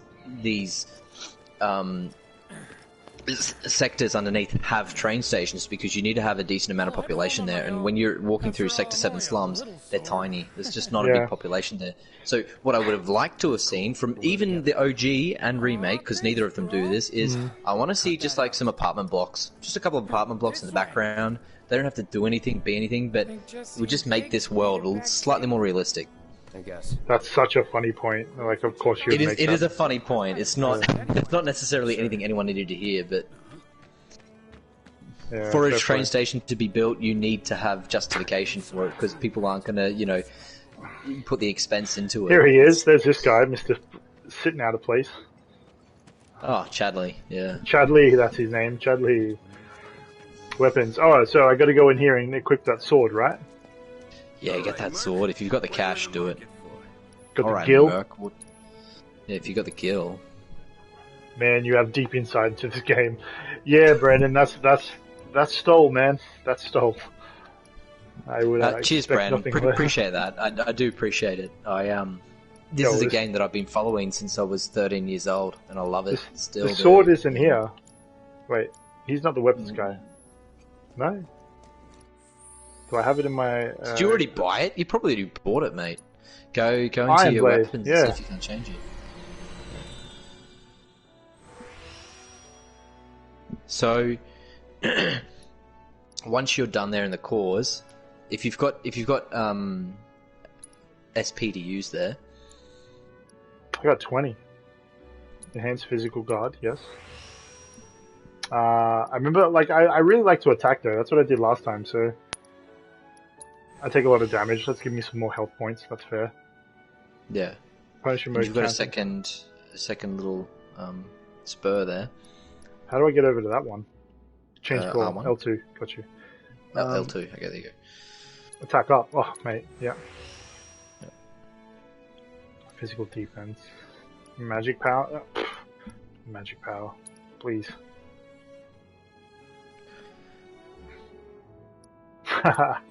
Nice, Brandon. I watched first 2 hours after you ended your stream, and I love how you went to full geek mode. You deserve more viewers for this. Yeah, man. Thanks, dude. Cheers, pal. Appreciate that. Yeah, I do go a little geeky on this. Yeah, man. This is It's why. just because I love it. Just Yeah. love it, mate. It was such a good concept, and it was executed so well back in the day. And it's just this has been a great effort to do that as well. But just before you leave that menu, Ant, you want to How do I make sure equip it? that you want to go into your materia, I believe, materia and equipment. Iron Blade, there it is. But not there. No. You wanna Okay, get out of cool, that, cool. 'cause that's the upgrade your weapon sort of menu. One out, and then Gotcha. here, material equipment. There you go, cloud, and then Buster Sword. Swap that over to. Oh, is that how you Blade. swap it? Yeah, that's how you swap it. That's Now go one silly. out, Yeah, that's not go intuitive one at all. out. There, one more out, and then go down to battle settings, Yeah. and then go get rid of potion, because potion is something you do not need. Then go abilities, and then get triple slash. Ooh, yeah, triple slash. That's what Nice. you're gonna live with triple slash now. Triple slash is a new ability that you need to use to get proficient in the ability. So once you're proficient, you don't need to use the Iron Blade anymore. You can go back to the Buster Sword. Ah, so if you okay, that's use cool. that like 5 or 6, 7 times, whatever, then you're proficient. You don't need to have it on you anymore, and you can go back to the Buster Sword and use triple slash with the Buster Sword. But the triple slash ability is just fantastic. Yeah, that's what's gonna. It's gonna get you ahead in this game, dude. You're working at a bit of a lower level before. Yeah, I wanna just touch on what Brendan said. Like, it's funny because you bought this game like when it came out immediately. You had it pre-ordered, and of course you did. And I was always kind of really hesitant. I don't know why. I'll be honest, I lost a lot of love for Final 7. I played it, and then I bought on PS3 the remaster. Not remaster, remaster, or the ported version. I played like 20 minutes. I was like, I'm not going to get myself into another 70 to 100 hour game again. And I'm really glad I held off and waited for you to play it so we could do this. It's really fun to like go through this and hear all your insights whilst playing it. Because a lot of the stuff would have just gone over my head, man, to be fair. Yeah, true. Yeah. This is pretty interesting here. So you basically stand outside of Jessie's place, and Wedge is like, can't go in there. This is so funny. It's like, that's men are forbidden. This is a women's only area. I think that's pretty funny. It's like feminism within the Final Fantasy realm. Yeah, hats off to them. I mean, taught all different, opinions, ideologies. So I can't go in here. Oh, I'm supposed to. You're supposed to later, mate. You got to take Badger home. Just take him home. Mate, he doesn't seem to have any issues finding his own way. Look at him. He runs faster. He lives faster than I run. Look at him. Of course, he lives with the cats. Crazy cat man. He is the crazy cat man. Hey there, big one. And they hate you. Brought a new friend to meet you. No, I need to get some new headphones, man. These ones are like twisting on my glasses lens. It's really hurting my ears. Oh my god! Really sorry about your ass. Same bud. Waited 15 years, I guess. I even forgot when I first played the OG. Hey, don't be scared. Yeah, mate. One thing I remember from the OG, yeah, I just remember I sunk so much time into it. Like, there was so much time playing that one game. I love this, dude. I love this chat because it's like, immediately when I saw Final Fantasy VIII, I was like, oh, they could do this with Final Fantasy VII. Make a remake. Do Final Fantasy VII again, but with Final Fantasy VIII graphics. I don't want to see Block Man anymore. I want to see I thought the same thing. Normal man walking around. And from that point, I'm like, do a remake. It's funny because that was just a little thought I had to myself. And in 2005, you had the PS3 in, and I was like, they did this tech demo Final Fantasy 7, and they had the intro, and they redid it. My mind was blown. I'm sure so many other people were as well. It's just like, oh my god, so good. There was no follow-up to that. But that was amazing, because what that did in the community is it basically just spurred this whole... remake, remaster, whatever. Do FF7 again, and everybody. It got people talking. It got people talking. That's why I love the stream and what we're doing right now, because there needs to be more talk about this game. Will you come back tomorrow night? Do I? Yes or no promises? Not happening. Actually, what do you? Stop. What are you feeling, Ant? Are you okay? Let's have a look at the situation. Are you committed to Tifa? Are you interested in just playing the town a little bit, having a couple of floozies on the go? Because you know that there's the Flower Girls coming up as well. Will you come back tomorrow night? What do you want to do? No you promises. Be like a loyal guy? Let's keep it open. Promises, but I'll think it over. Listen to her responses. It's hilarious. I make a mean pizza, I'll have you know. They basically just gave me no and no. No, they basically gave me maybe and no. Maybe and not quite so, not quite so maybe. You are so adorable. Oh, you're so adorable, you know. She's so keen for you, dude. As I said. Anyway, back to the chat. So, 2005, community starts talking about let's bring out a remake, and it was only at the E3 2015, 10 years later, that they finally came out with remake is a thing, and we're working on it. And that just, like, you saw the reactions when you watched the E3 videos, like, reaction videos, like, whoa, Final Fantasy VII Remake. Now, please, if I may, at that particular point in time, nobody said, I want a different storyline. I don't think at any point anybody did. At one point, it was the producers that did, and they said, look, we don't want to do 7 again just as it is. We want a different storyline. That's what it comes down to. And it's like, well, Square, are you gonna feed to the market, or are you gonna do what you want to do? I mean, creative things like this, they're gonna go one or two ways. You know, you're taking a massive risk, and it's interesting that... Yo, just a quick one. Do I live in a bathroom? What? I live in a shopping mall bathroom. Look at this. Dude, you live in very simple means. Yeah, I know. You're getting it for free, so don't complain, dude. Yeah, take what I can give. Take what you can get, exactly.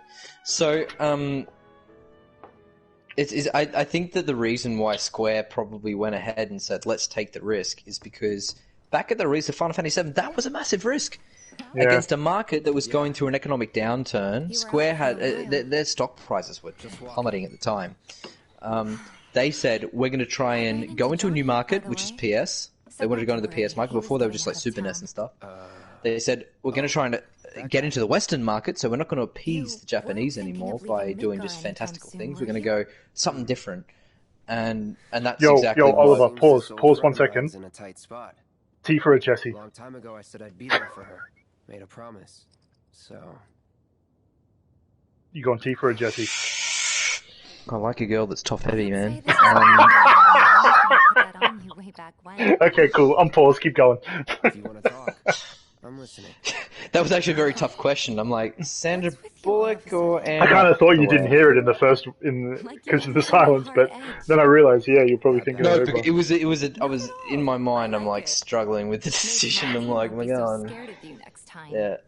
She just like this whole time. I'm like, yeah, Jessie, and then she walks through the door. I'm like, oh shit, Tifa looking fine though for Cloud. I'm really glad to have you back, Cloud. Really glad. To be fair though, I think I'd take Eris over the other two. I think she's my girl. Yeah, okay. In this fictional world. Yeah.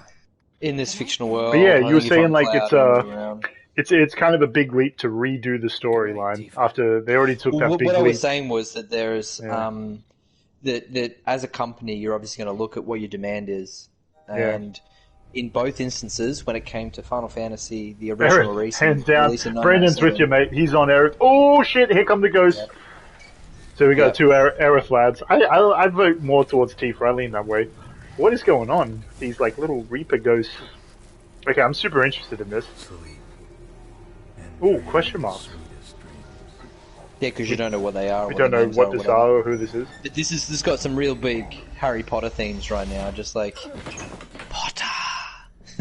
I'm proud to say I've never played, read, or watched anything Harry Potter more than 2 minutes. Oh, mate. Oh well, I guess you're just not informed then. Oh wow, there's lots. We were getting ready to set out when those things showed up and came after us. So yeah, huge deviations here. Barrett and Jessie are holding their ground, but for how long? I don't know. And how was Cloud just sleeping all through this? I mean, he must have been tired. Let's go. Yep. So basically, your job at the moment is basically just to hack down a bunch of ghosts. It's not that difficult. Let's get the old triple slash going. To make your way to get your triple slash going. So that was L1 circle. Yeah, and you want to be getting to basically to the pub. That's your basic aim. Back to what I was saying though, because I think it's so important with this game, is that back in 1997 when Square went to release this game, they did that with so many risks. Yeah. They took the big risk that they wanted to jump into the PS market, where the PS market for them was completely foreign, and they were used to playing on the Super Nintendo. Didn't need to change consoles, but they did. Trying to strike up deals as well with Sony to say, look, we want like Cloud to be, the Sonic the Hedgehog with a PlayStation and stuff like that. That obviously didn't happen because what was his name? Crash Bandicoot kind of ended up being the... Do you remember the original PlayStation mascot? PlayStation Man? No, PlayStation Man didn't know him. You don't remember him? Oh, dude, he was terrible. Like, slight deviation here. He was like some, like, weird block rock looking character dude. and he just didn't land, and that's why Crash became the official mascot. Like, it was unintentional. Wow. Yeah, look him up. He looks awful. Yeah. Okay. Yeah.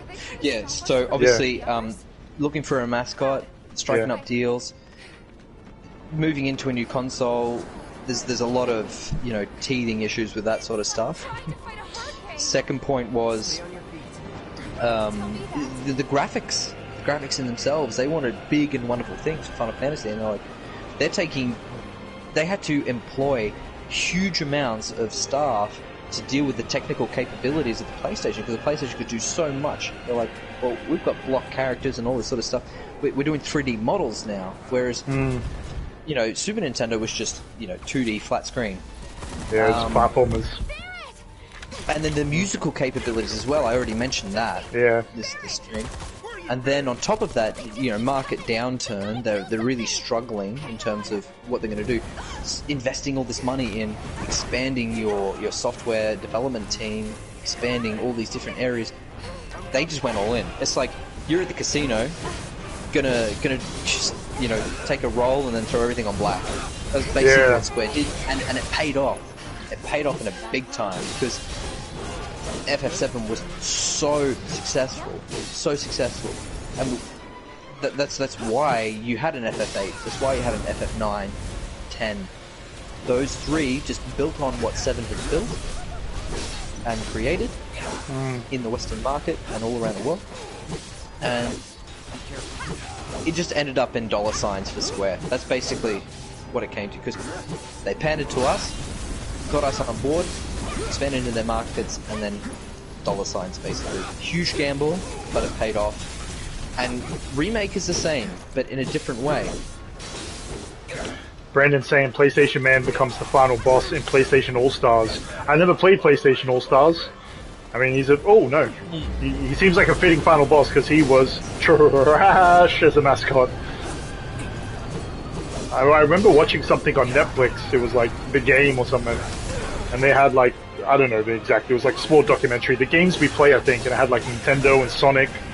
But yeah, you're right, like the mascot situation for PlayStation was up for grabs. Don't forget to jump over to Tifa and use her ATVs. Such a fitting ending. ATVs. Yeah, mate. Jump cool. between the two of them I can jump between, I didn't know. Cool. Yeah. Tifa's there for you, mate. You can also like just slot on a cure material on her as well, just so you use her as a healer. It really does help. I actually prefer Tifa's fighting style. Full shuriken. Yeah. So whatever pleases you. But this is obviously a huge gamble as well, but in a different way. Not in the way it was back in '97. This is a huge gamble for the storyline and what they've decided, the route they've decided to go down in terms of the storyline. Is this going to land with our fan base? Are we going to be able to draw in new players to the game? These are the questions that they were confronted with when they decided they're going to deviate from the original storyline. How do you feel, having played the game fully? I think we covered this a little bit last stream, but like, just give me almost a yes/no answer. Are you happy with changes, or would you like them to just do it originally? So your initial question in the first stream was, what's better, FF7 Remake or OG FF7? And I said, look, I need to see FF7 Remake in its entirety to be able to make a firm judgment on that. But when it comes to changes, there are certain changes I'm on board with, and I hope that in this stream I've sort of vocalized some of them. For example, love the whole backstory to Jessie and getting to know, that her dad was this guy that worked for Shinra and came down with a heavy case of Mako poisoning and blah blah blah. But then they just didn't back that up storyline wise when you go into this weird arena and it's just like, Badge is basically getting bitten on the rear end by a dog, and comedic aspect of that, haha. And where are we going with this, fellas? So there are changes I do like. I love the premise of Roche. Execution, hate it. Yeah. So I mean, it depends on the thing you want to talk about. I think it comes down to certain things. This is the thing. At the end of the day, you got to look at what brings value. What brings value? What enriches the original storyline? If it does, all on board with it. If it doesn't, then just leave it out. And this is why I'd say to Final Fantasy Remake team, guys, if you want an objective input into this game, come to us, ask the community, ask the fans. I know you're listening to us, you've already said it before, you're doing it. We are these people. Ask us. Glad to jump on board, glad to give you our insight and what we would love to see in Remake and something that would sell. Just throwing that out there. I think, man, it's like, it's safe. It's really safe to just go, we'll tell it again. So, honestly, with the Sephiroth and these ghosts, makes me feel like it's some alternate dimension, alternate timeline, or something that could be reversed, or maybe not reversed, right? So it feels like it feels like it's a safe way to play it, because if you just go all out and remake it and people don't like how the remake looks with the exact same storyline, or it feels dated in aspects, people will start to shit on it. But this way it keeps the nostalgia of the original storyline alive, it keeps the nostalgia of the original game alive, and people are happy to play through and experience something new with bringing on new and modern gamers or people to play it through, or viewers. It's super clever, I think, on their behalf. And I'm also immediately bought in. I'm interested straight away. I think I mentioned this in the original stream. For me, it's let me boil it down for you. Add to the storyline, don't retell it. Yeah. Okay. Yeah, that's my perspective. I think they failed every time they've tried to retell something. They've failed, in my opinion. I think you might be in the minority, though. Like, not like just as a guess. People like, concerned about plot ghosts here. Okay, yeah, and that's people who played the original game. But how many people that played the original as a diehard? No, dude. I'm talking about still play games. Content creators. Yeah. Content creators are saying, "I'm down." Like some of the biggest voices here in the FF7 remake community are saying, "Okay, down with changes to the story, but I hope the plot ghosts are gone." That's a general consensus. Everyone comes to that. No plot ghosts, please. I'm a little bit more forgiving. I tend to turn a blind eye to some things like that. I mean, that's back to our whole Last of Us 2 discussion, wasn't it? I think so too. I think you are kind of a little bit more on board with this sort of stuff, and that's okay. I mean, each their own. At the end of the day, it's, as I've said to you a million times, Ant, you like mushrooms. I don't like mushrooms. Yeah. Square is one clever fox. Interesting take. Yeah, I agree, Brandon. I think it's a safe path, and it probably doing this, in my opinion, probably brings on more viewers and reinvigorates older gamers that probably wouldn't have played it otherwise. Because if they're like, "Oh, it's the same game I played, just remade," like I have kids now, I'm whatever now. But now they're probably more enticed to play a different story of the game once they hear about it. Who knows? No, I think both comments are right, and I think bringing if you're a company and your sole goal is to bring more people into your franchise, then that's how you do it. You say, look, we're bringing out this thing that everybody loves so much. We're going to change it slightly. We're going to tweak it so that it's going to be different. So that immediately causes curiosity. You're like, well, what did you change? What's different? Okay, I have to get out and buy this game now, That's the first thing the investors would say. It's like, oh, you're going to remake a game from 98? Cool, what happened to Final Fantasy 16? What's going on there? Like, we want more, we want to sell more games. And that would probably be where the questions are coming from. But I'm in perfect health. But on top of I don't know this, if you're watching this now, where the dialogue's going. Basically, it's Jessie's hurt her leg, or Sandra Bullock's he's putting Marlene in charge with Badger. Have you seen that dude? He's crazy cat lady. He's crazy cat lady, man. Yeah. So that means that this is their way of bringing Cloud back into the reactor bombing mission number 5, because he was rejected from this group before. He's like, I quite, what? I don't mind that. I quite like that. You expect Cloud to take part in the bombing reactor mission number 5, but here they're like, nah, your heart's not in it. You're out. I like that they rejected him. I'm still Barrett out. I'm off board on Barrett. I'm sorry. Don't like you. if you want to play a quick game of darts, this is your time to do it because I've noticed I'm this is really probably terrible I at think this is darts. the last game, the last part of the game where you can actually play darts. What I did notice is I'm missing one little materia slot. Do I have something to put in there? Double check, get yourself equipped. If you've got extra cash, and please go down to the weapons seller and see if you can't get any accessories because you still got no accessories there. You got your iron blade, your iron bangle, but then in your accessory slot you've got nothing equipped. So make sure that you get something there. You can get the Yes, Ifrit. Shout out Brandon in the chat. Ifrit. When did you get Ifrit though? I don't even remember you getting that. No clue, bro. I thought that came later. I thought that was, if Brandon may correct me if I'm wrong, that was in the vent when you're under Sector 5, when you're doing the Sector 5 bombing mission. I thought that was that was the materia, some of the materia you find in there. So I can still go to the weapons dealer here. Yeah. You should be able to try and get some accessories. I just need to duck off quickly because, me too. As I said, I'm parched. Toilet's calling myself as well. Yeah. Toilet and parchment. Quick 2-minute break pause before we do the break. Yeah. Nice.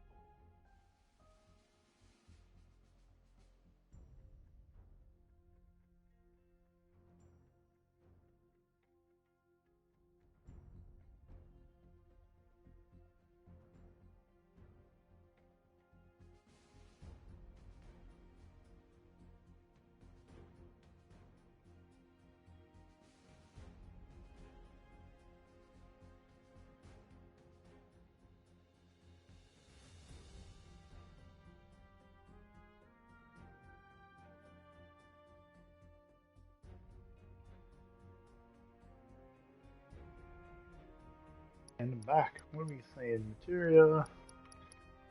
Upgrade weapons.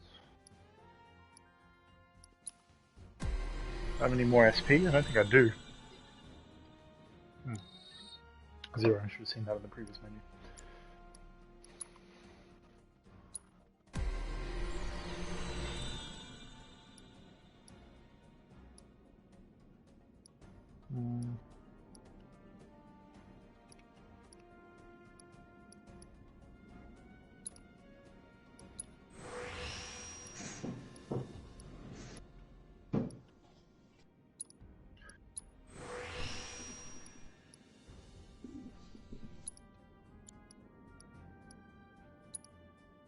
Here I am. Just upgrading good old Barrett. Yeah, it's good that you're thinking that way because you do need to keep an eye on all of the members of your party. Well, I learned that lesson in 7. There's a Brendan's just said, yeah, we must have missed this when we got into the Donny. Jessie's present for Cloud to help her on her mission was the materia, and the ventilation one is the chocobo materia. Oh, okay, nice. There you go. Yep, there we go. I had them mixed up. There we go. Nice. Tifa, leather gloves. Tell me, Tifa ain't kinky in bed, mate. Jeez. With a grip like that. Yeah, man. Max MP. Oh, I hate this. Oh, man, this kills me. The menu's rotating, and I'm trying to, just press where it's facing, but I should just be pressing left and right the whole time, no matter what, even though it doesn't line up with how it's rotated. So attack power. this, Always upgrade attack power. This, what do you call this? Like expansion tree or attributes tree or whatever it is. Yeah, skill tree, whatever. Skill tree. That's it. I think it's not generally known as something that's very user friendly, and I think in the community people aren't too happy with this user tree, but they like the concept of it. I'm on board with the concept of it. I think it's fantastic that your weapons can be expanded upon. It is obviously something new. This wasn't in the OG, and it enables you to be able to use the most basic of weapons like the Buster Sword throughout the whole game, which is amazing. I think it's great.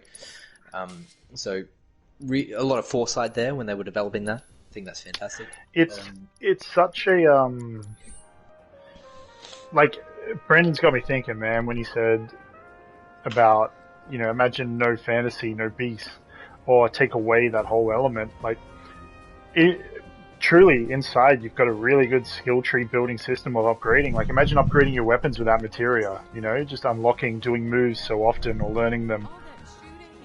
Focusing on learning this one move, so you use this one move non-stop, and then you've unlocked it. I mean, much like many other systems with skill trees. I'm not saying they should do it or it'd be better. He said get rid of the beast. He didn't say get rid of magic. I think magic has to stay, because for me, there's nothing more that's Final Fantasy VII than just in battle, jumping out and then casting a spell and having this, like in OG, that green sort of field appear in front of you. It's like I'm drawing upon materia and I'm casting a spell. It's so cool. You can correct me on this. Limit breaks as well. Limit breaks as well. Like, you can correct me on this, right? There was no... How you told me before, I'll use triple slash a couple of times and you learn it for all weapons. There was nothing like that in... Yeah, there was nothing like that in 7, right? Like the original. No. All new. Yeah, that's awesome. That's an awesome addition. Oh, here he is, Chadley. Ugh. Yeah, Chadley's all over the place, man. Ugh, Chadley. I'll have you. I hope you will assist me in completing. But yeah, you're right. I mean, whatever, Chadley. I've mentioned before that there are expansions to this game where fantastic, nailed it, great work, and I think this whole thing with the weapons is one of those. So it's interesting, because in my mind, before the whole release of this game, I'm thinking, how could you expand on that battle system and make things better or cooler? Bang, example right there. Case in point. You sure you ready for this? Yeah, I'm ready. Whatever. Still irks me a little bit seeing Midgar and everything in daytime. I think it's cool, Today really gotta be but it completely removes the air of threat of being in a slum and having the constant sort of edge. Like, I need to watch out. I need to be watching my back. Is someone going to pick me? Is someone going to, draw me into a corner and stab me, take my things, whatever? And I think that's something that this game fails in. I did mention last stream, I do have more criticisms of this game, and the slums should be a place to be feared, not a place to be so upbeat. Like, you talk to the people here in the slums, oh, so happy, and that's just anime, though, isn't it? It's just all just anime, though, man. That's all that whole vibe. No, I think you see in the trailers for Final Fantasy VII, you see two very, very different worlds. And I'd love to. I think at one point during these streams, Ant, I think we need to just pop out the one of the first trailers from 2015, and then a newer trailer, just to compare, just to be like, okay, how was the slums depicted, and it's just some commentary around that, because anyway, you've jumped up to chapter 5 now. Can you believe that was a whole chapter? Yeah, I mean, it felt... That was a long chapter. Like, if we did 1 to 3 in our first stream in far less time, I believe. From the station, we take the back streets. Yeah, it didn't feel like it was meaningful. It's the same deal as last time. I didn't feel like I progressed the story far. Exactly. It was a fun thing to do in places, but it didn't add to the story at one bit. But I'm glad you came up with that yourself, because that is a gripe of the community. The extra content doesn't add to the story. Yeah. Which that's what you want it to do.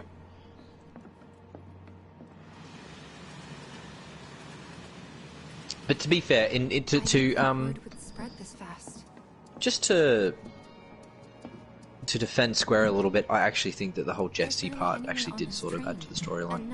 I think that was a good little insight into Yeah, I'm here for it. Yeah. You two stay here. Barrett with those mid 2000 looking Oakleys. Yeah. This guy looks like he's had a rough night. He's just hung over, mate, just trying to get his bearings. Yes. So yeah, we're sticking to OG storyline right here. Yeah. First hurdle comes through. This is cool. Like love seeing it in a 3D environment.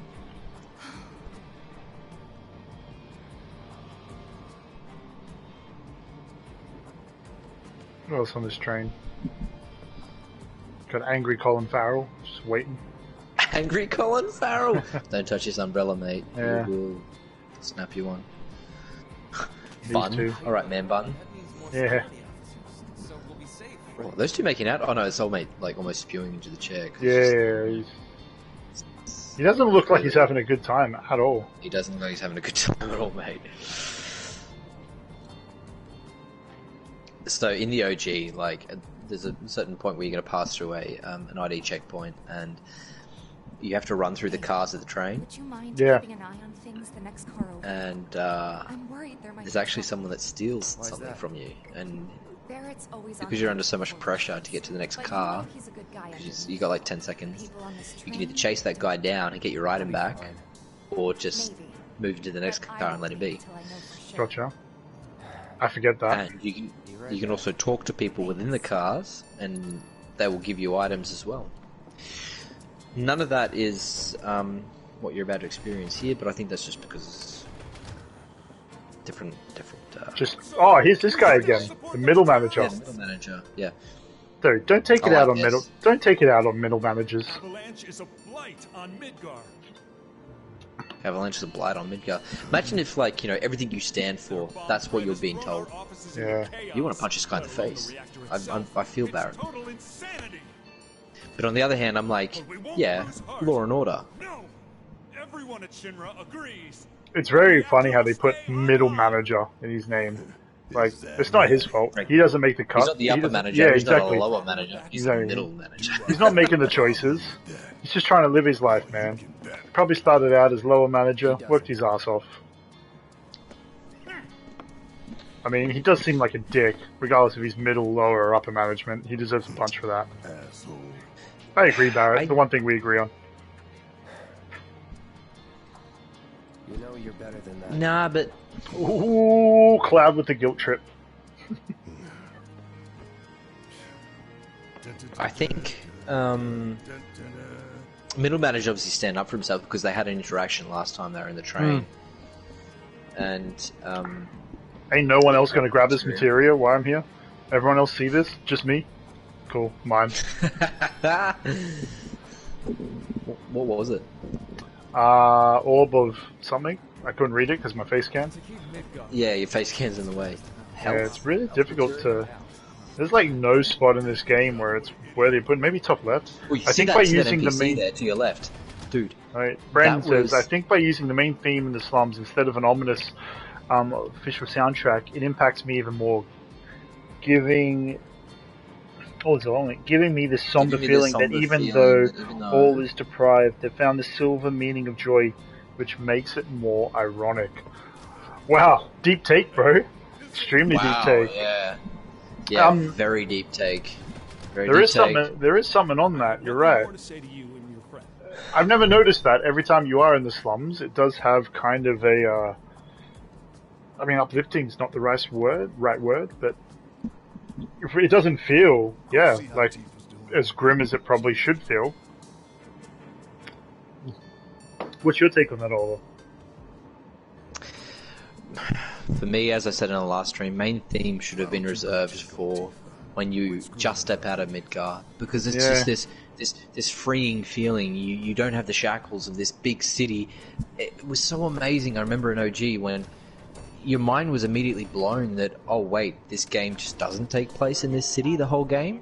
Yeah. You're suddenly this guy. outside into the bigger world and an open world map. So it was just such a mind-blowing thing to have this soundtrack in the background going like this feeling that the music sort of portrays is a feeling of openness, a feeling of adventure. There's so much to explore. There's so much to see. It was, yeah. It just felt like that, having that in the slums this time, it just didn't feel suitable. I remember the first one, the level where you have to dress up as the lady of the night, if you will, for a lack of a better terminology. Yep. I remember that felt like it took forever, and I just didn't want to be in the slums. Not because of that mission, but I was just like, man, like I don't want to be here. I don't want to be in this place. This slum seems confusing and lost. Everyone seems to have lost hope.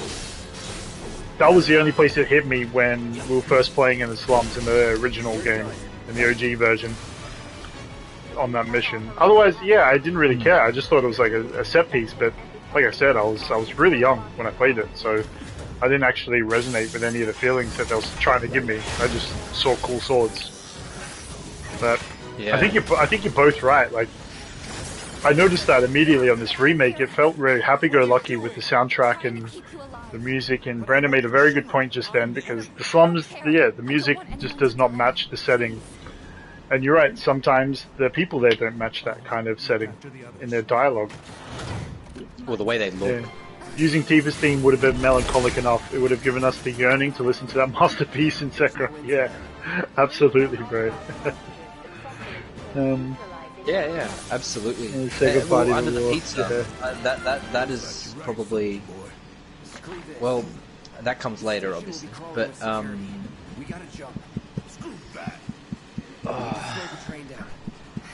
yeah, the music in this, I mean, this just shows that the variety in the music of this game is just it's so.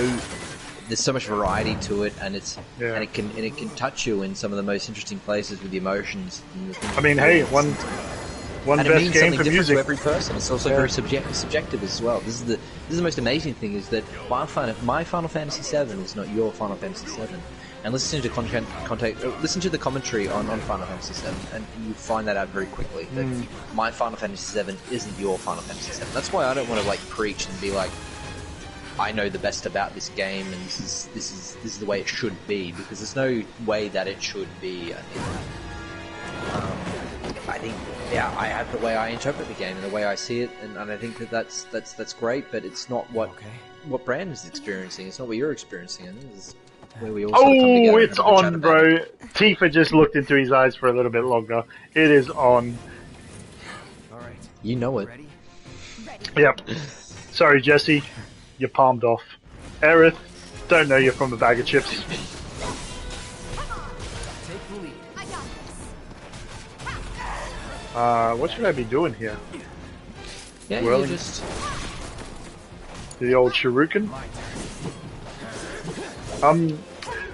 If we're talking about music... If we're talking about music in Final Fantasy games, there's only one tune that is be all and end all. Do you know what that is, Oliver? No! That's a close second. Bow ba bow ba bow ba bow ba bow ba bow ba bow ba. The trading card game in 8. That is trading card game in 8 is the best music in the game. So for everybody who doesn't know Anthony, dude, Anthony is a sucker for Final Fantasy VIII. Anthony is... He loves it, and it's so funny, because we're doing a Final Fantasy VII Remake playthrough, and even in the last stream, Anthony's like, so what do you think about 8? Yeah, you got it. Is Final Fantasy VIII tragic for whatever reason? And, which is fine. I'm not gonna blame him for that at all, but, yeah. Mate, yeah, that song, dude, I know, like, it's so funny, because Anthony will send me a text message, and it's just a voice message, and I'm like, alright, here we go. He's gonna rant on about something, but then it's just bowl, bowl, bowl, bowl, bowl, bowl. I'm like, oh god, I know exactly just hits me on the bus, mate, on the way into town. Just hits him on the bus. Yeah. Okay, so yeah, Brandon, I think he really agreed to the point, man. Yes, this is why I love this game. Everyone gets different meaning out of this. It shows just how deep this game is. Brandon, man, I think we're very much blessed in games in, I guess, this generation, whether it's PS4 and 5. That's majority of AAA games now. They tend to underlie these meanings, and it's so good that a game from '98 can have that same, even though it's a remake, you can still have those same feelings. Like we're all going to get something different from it, as we did when we were kids. I know Oliver got a lot from it, as he's already been speaking about. Sir. Survivors is surats. Speaking of which, Is that a German name, Oliver? Heidegger? In custody, sir. It is a German name. Heidegger, yeah. Yeah. Southern German, to be more specific. Yeah. Oh my God, of course. How silly of me for not identifying. Bavaria, Austria, that sort of a region. I mean, it's funny, like, if I was to look back, wasn't I just driving on this train tracks a while ago? If I was to look back and see, like, what Final 7 meant to me, I'll be honest, man, I don't think it meant as much to you as it did to me. But no, it did not. But it profound impact on your life because, as I said, as we were young adults, man, you and I were like night clubbing or whatever, and we're hungover one day, and that was the conversation we had. Like, hey, Oliver, hey Stoll, did you ever play Final Fantasy VII? It's like, oh man, we're like, that had some real dark like story undertones, didn't it? Yeah. It hit us in this way that we would just, talk and we bonded over it immediately. It's really, really weird. Yeah. I didn't expect to be that from such a game. What's going on here? I get stunned. I really got a lot of the environmental message out of it. I'll be honest, when I was younger, it was like, just they're killing the earth, they're sucking the life out of everything for their own, monetary gain or their own power struggle. I didn't really resonate much with the whole Sephiroth, Aerith, clone, Genova. I just remember thinking, like, man, Shinra's just bad. Just sucking the energy out of everyone. Because at the moment, when we were in Midgar, I didn't feel that. I didn't feel Shinra were that ultimately bad. I just thought, oh, these are the bad guys. But then when I got out into the open world and I realized how big the Final Fantasy world was, and how much Shinra affected everyone outside of Midgar, I was like, oh, shit. Like, well, yeah, when you just get outside of Midgar, you see the landscape being affected by Midgar. It's this darkened landscape around it, and every time you approach a new reactor in anywhere on the world map, the landscape has been darkened and the light has been sucked out of it. So it did have an effect on you in that way, so I can see why that only initially sort of hit home when you got further, when you progressed further in the game. I just apologised for the coughing and stuff. Even in the last stream too, I was a little bit ill. That I'm sort of. It's weird. It's like I'm not ill. I'm fine. I've just got this lingering cough. It's just. It's that time of year, mate. It's that time of year, isn't it? Yeah, I had the same thing. Oh, I can be Barrett now? Yeah, he's joined the party. Ooh, see that? Acquired the dive kick. Yeah. Who am I? Okay. Not good. So, this is a challenge for you, and right up until this point of the game, you've only ever had 2 people that you've had to control, and now you've just got 3. So you've got 3 ATBs building as you go along, and you've got 3 ATBs to be able to be used, so make sure you're keeping an eye on that. Jump into your menus, because Tifa actually just learned a new ability, and this is what we were talking about with the weapons, is that per weapon you become proficient in the ability that's attached to that weapon. You've just learned it, so now you can actually change your weapon if you have a secondary weapon for her. But I don't think you do, but just wanted to point that out to you. No, I don't. Right. Got out of materia.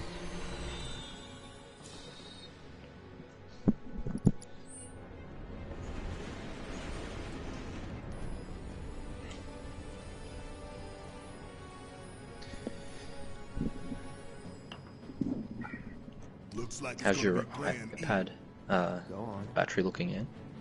Can't tell. If everything went off without a hitch. From the station, it would have been a straight shot to the reactor. Didn't work out. I actually just had to throw the cable in on my laptop just to get that charged. Yeah. From closer in to further out. B, C, D, and so on. Up to what? To E. Lucky us. Yeah! You following that? You're damn right. Yeah. Anyway, we were riding the train between Sector 4 and the main pillar when we had to bail out. This is the thing, you know. This is not a deviation from the storyline, but it's an expansion upon it, because none of this was in the first part, but it was like, okay, well, how are we going to logistically deal with this? Yo, so a little off topic. I did a quiz the other day. You know, like, as we do in lockdown, Sporkle type quizzes, pub quizzes, whatever, with Zoom. And they had pictures of tube maps, and you had to guess which city that tube map is from. I want to take a photo of that, like, Final Fantasy VII tube map. Midgar. And that those was definitely a question for me. Yeah, and those that get it wrong are not my friends anymore. Not saying I would have got it right, but... Yeah. You have nothing to worry about, sir. Preparations for the So, Barrett actually just mentioned who the hell Stamp is, by the way. I don't know if you... No. I mean, nowadays games have deeper stories than FF7, like Witcher, etc. But 15 years ago, when I first learned, I played as a group of terrorists. It taught me the greyness of this world. Not anything is pure white and dark, and that was a precious lesson. Yes, man, I agree. I guess that's exactly what I'm referring to as well. I mean, you put it so eloquently. Nothing's as black and white as everyone thinks it is, and there's always two sides to every story. And weirdly enough, there's always a danger in constantly being in the contrarian view because of how people would view your opinions on that. Me and Oliver have talked about that, but for us, and I'm assuming we're all roughly around the same age, considering we played the original and now playing the remake, I think there's a very special thing we're experiencing with our particular generation, that we're watching our favorite medium of art, which for me it's games, evolve into storytelling, if not as good as, but better than most movies and TV series I grew up on. Like Last of Us 2, no spoilers, but Last of Us 1 and 2, I sat on the couch with my missus and we played through, and she watched it as a TV series.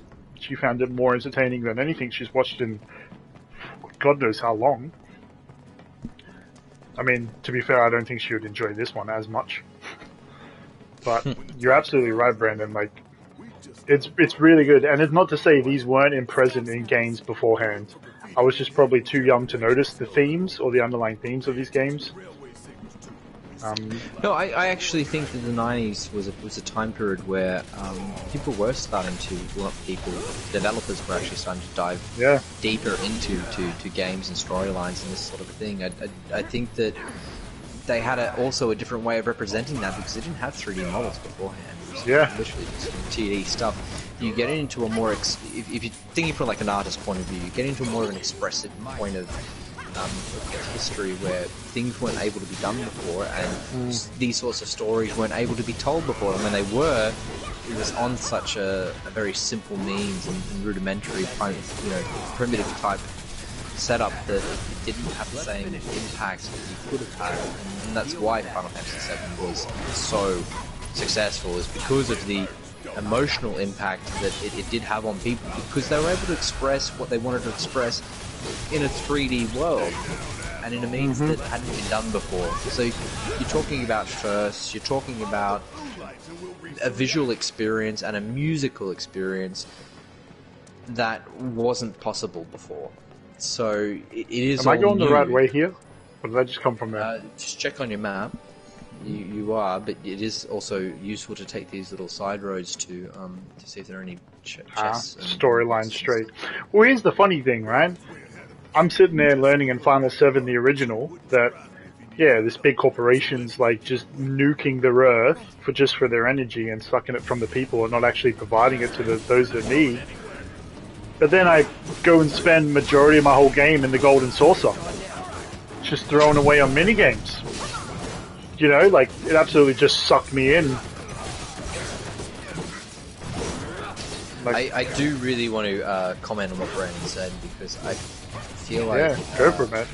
That's a really important point that he did touch upon there, and it's that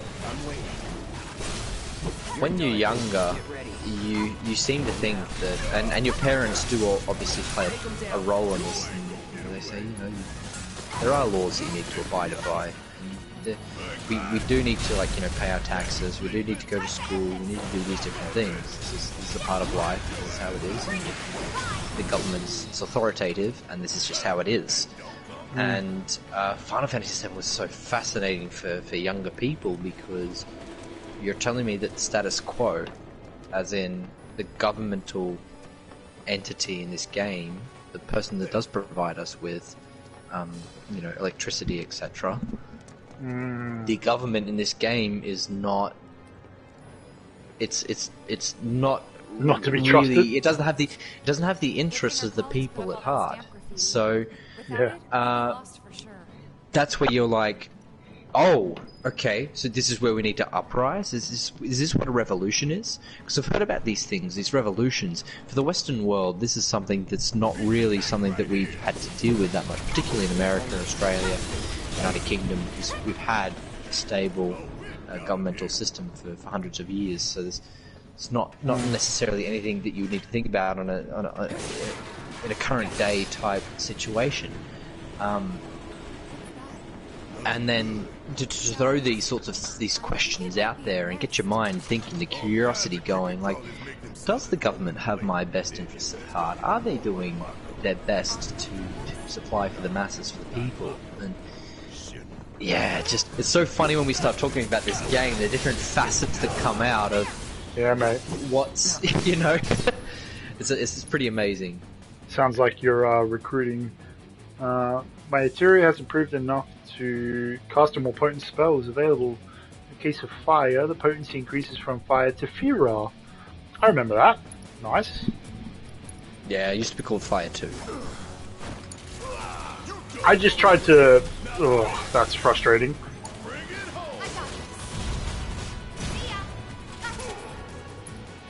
I don't have any Phoenix Downs. That means Cloud's dead, right? Yeah, he's done for the minute. That's okay. Like, after this battle, he'll come back with one health. Oh, good. So make sure that we're make sure that we're killing these enemies with the two people that you do have at hand. You've got plenty of ATB there, and you want to heal Cloud, whether it's with a potion or with the cure, because you can use both. You've got plenty of MP there, but you want to find the next vending machine, and you do want to grab some Phoenix Downs if you don't have any on hand. Yeah, I mean, you made a really really powerful point there, dude. I think I did too. You know, like, secretly we're recruiting for Avalanche. If anyone didn't know, I mean, just got some reactors to blow up here. Anybody interested in tagging along? Anyone with some, you know, C4 specialties experience? Whoa, sweet child of mine. Let's not get like a strike on our. Oh yeah, right. Can we get strikes for that? For saying I'm sure something along those lines. Yeah. A fantastical sort of terrorist group that doesn't even exist in real life. I don't know. I don't think you can get strikes. They strike people for the mildest things these days. I mean, we're not in it for money though. That's the thing. No, I mean, it's not so much the strike or the what do you call that? Like the monetary. I didn't even get any money for this, but like the monetary demonetization. Yeah. Whatever that is. All we're really sort of worried about is, like, we just want to have a fun stream and talk to you guys while we're doing it. It's not really nothing to do with money or anything, but yeah, absolutely. Yo, yeah, but we obviously don't want to be shut down and be like, oh no, you can't stream, you can't talk to people. Right? Brandon's open for being a merc for hire. Agreed. Well, yo, here's a question that I haven't posed to either of you guys. I guess, is if you were to be a Final Fantasy character, which would you be? Like, what most likely would you be? Are you okay? So that's a weird question. I think your question is more like, tell me who your favorite character is, and that's who you're going to be within the Final Fantasy world. Because no, I'm not going to like. No, that's not what I'm asking. Character, but I'm not going to be him. Yeah, no, that's exactly what I'm asking. You can't. Your favorite character and who you're most likely to be is different things. Remove yourself, have a bit of self-reflection, And who are you most likely to be based on the attributes that you know you have, that your friends say you have? Ugh. Ugh, she got the spider web on me. This is what I really like about Remake 2. Sorry to interrupt you there, but they're adapting your enemies to the environment that you're in currently. Yeah. I think this is exactly what they need to be doing. Anyway, go on. I don't have Phoenix down, so it's just me, Tifa and Barrett just going at the Queen here. You will come up to a vending machine soon, so don't worry about it. Yeah, we got it. Yeah, the Queen is kind of like a sub-boss. If I die to this Queen... Hold on. I think I'm dying to this Queen. Hold on. Hold on, pause. Pause. Spells. No cure. Items. High potion. Barrett. I don't want to die to this Queen. I did this with my friends and I exert all my will to get Cloud, and Cloud I got.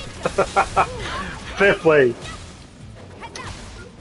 I mean, most of my friends say in the best of circumstances I'm kind of difficult.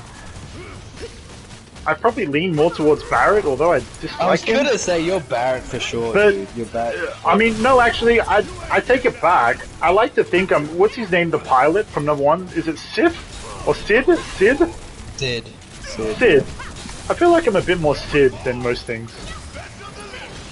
But you're right, I'm probably Barrett without knowing so. You enjoy swearing and drinking tea? Is that your game? Yeah, mate. Shara, get me my effing tea. Let's go. Come on. And that's funny because it's funny you mentioned that, X. Like, I love to see Sid in real life. I want to see them like do him swearing and smoking a cigar and be like, Shara, get out, get some goddamn tea. Yeah. That's funny. That's really No, I take that back. I forgot that part about Sid. I'm definitely not like a horrible womanizing piece of shit. Mate, I think that makes me a yuppie. That makes you a yuppie. Oh no, I died! Ah, I died! Fuck! Oh, I was so conscious. Oh, that's annoying. I felt like she was like right there. Resume the battle. You earn retain? Yes. Yeah, last battle. If that makes Brandon Yuffie or Yuffie, does that mean he's like some sort of a thieving bastard? Little ninja. Yuffie's the ninja. Little ninja just comes in and thieves all your stuff. He takes your material and then jumps away. See ya, Brandon. 1, 2, 3, 4. Bye. Yuffie's the one that you can get either early in the game or later in the forest, right? Yeah. You oh man, yes. No, I'm on board with Yuffie. I really liked Yuffie's character design. I liked her attacks. Yuffie was banging. Dude, you're in the minority. A lot of people didn't like her. I really liked Yuffie, man. Annoying. She was sick. Nah, ninja with small knife, Kunimatsu. Let's go. No, she's got like a big shuriken, like this weird sort of throwing circular blade thing. It's not so much a small shuriken. Give me Barrett. Like a throwing star is a much bigger. Yeah. Dude, okay, look, I should probably give a bit of direction here. Make sure you're using your ATBs. Make sure Barrett, you've got your overdrive going, so press triangle, switch to That's what I'm doing. Triangle, get his and then jump back over to Tifa, get her triangle whirling uppercut going. I need to heal Barrett though. Make sure you're healing, make sure you're going through. Yeah, but you also want to make sure you're destroying the Grash Strike with ice. It's weak against ice, so whoever's got ice equipped, make sure you're hitting her with ice. Gotcha. It goes without saying my favorite Final 7 character was Red 13, but he did not live up to his character model. When I was a young kid, I was like, cool, like, and I named him Simba because Lion King was such a prevalent thing at the time. And I was like, oh yeah, like, this character's amazing. True. 90s, that's not too far out from it's not. Dude, you know what? As I said to you, pop culture. Yeah, man. Man, the Japanese, when they were making this game, they had their eyes on pop culture. Simba, Lion King, bang, there you go. I didn't thought of that. The Red 13 turned out to be this like wise, mysterious old veteran that I just didn't vibe with. I was just like, I wanted him to be like really cool and radical, and it just wasn't there. He's this sort of quiet, all-knowing type, intelligent figure.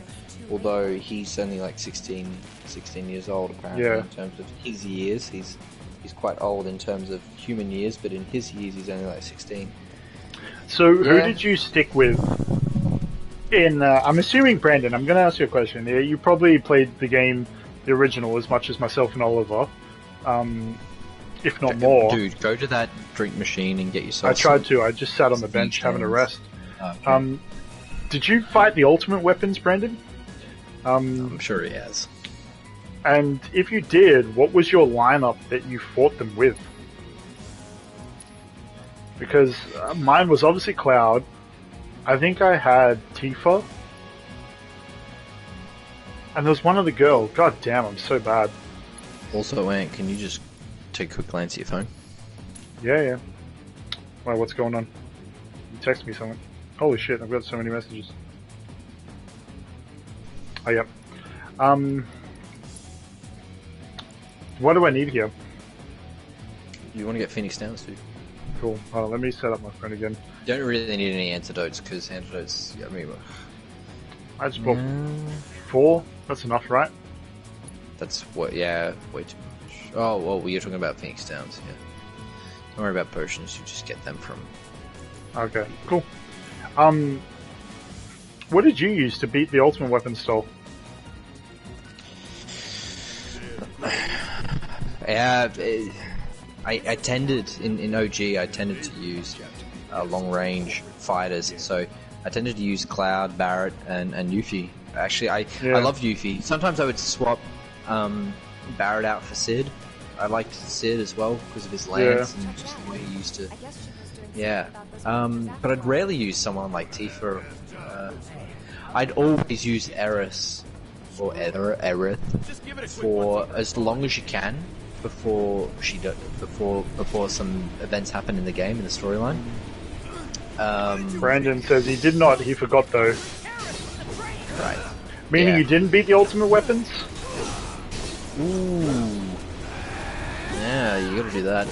You know what I quite like is you got this flame trooper right now. That's what you're going up against, but it also plays into the storyline of the game because he was like burning the monsters. Yeah, he's doing cleanup here. Getting rid of the insects in the basement. I gotta be honest. I only lucked out by beating the ultimate weapons. I beat the first one randomly, like just not knowing what I was going up against. The second one, I took a couple of goes at, and the third one was the one I actually had to try and fight. And I probably spent a good 3 months on just trying to beat that one thing. The one underwater. The underwater one was ludicrously difficult. I've never experienced something so difficult in my whole entire gaming. Weapon, that was the worst. No, Ruby weapon was worse than that. Emerald was... That's the one I beat manageable. really easy. I beat the one in the desert. Yeah, Ruby was the one in the desert, but what Ruby tended to do was knock your people out, so... but that's what I mean, I fluked it. You're down to one character. If you can fluke it, I fluked it, dude. Because the first one you have no choice but to fight, right? Or am I wrong? No, you're wrong. Both are options. You don't have to fight everyone. Well, there's 3. No, there's 3.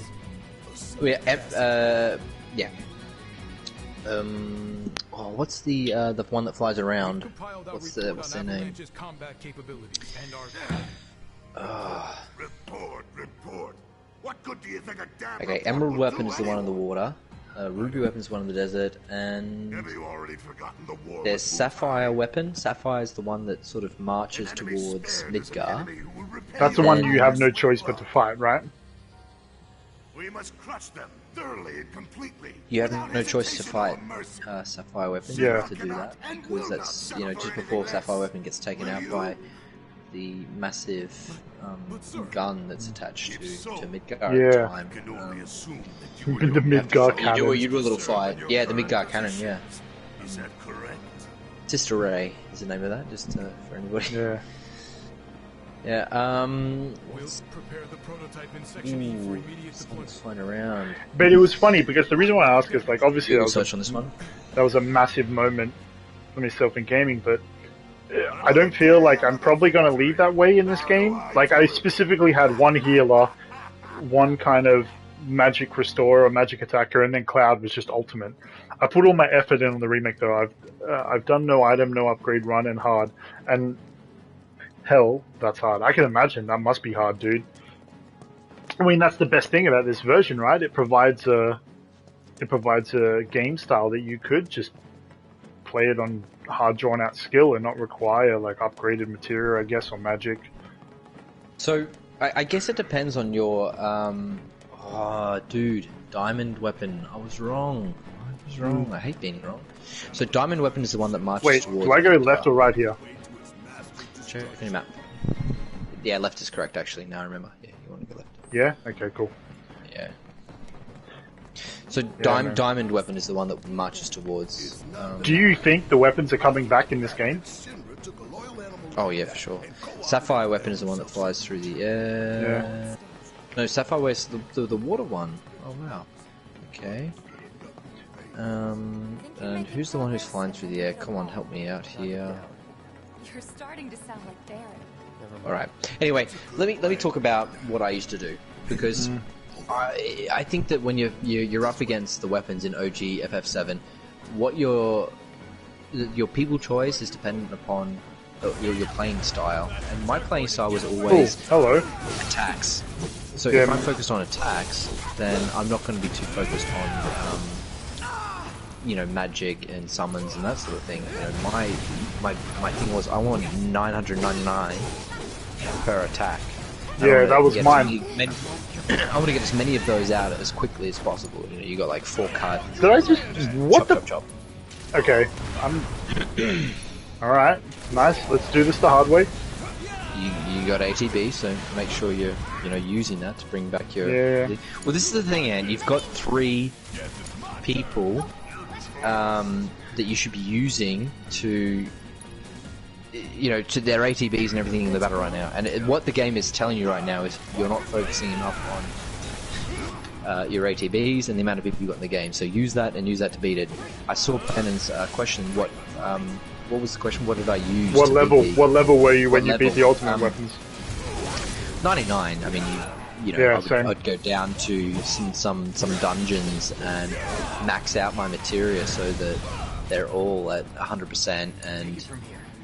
But it was more defensive things that I was using in terms of materia.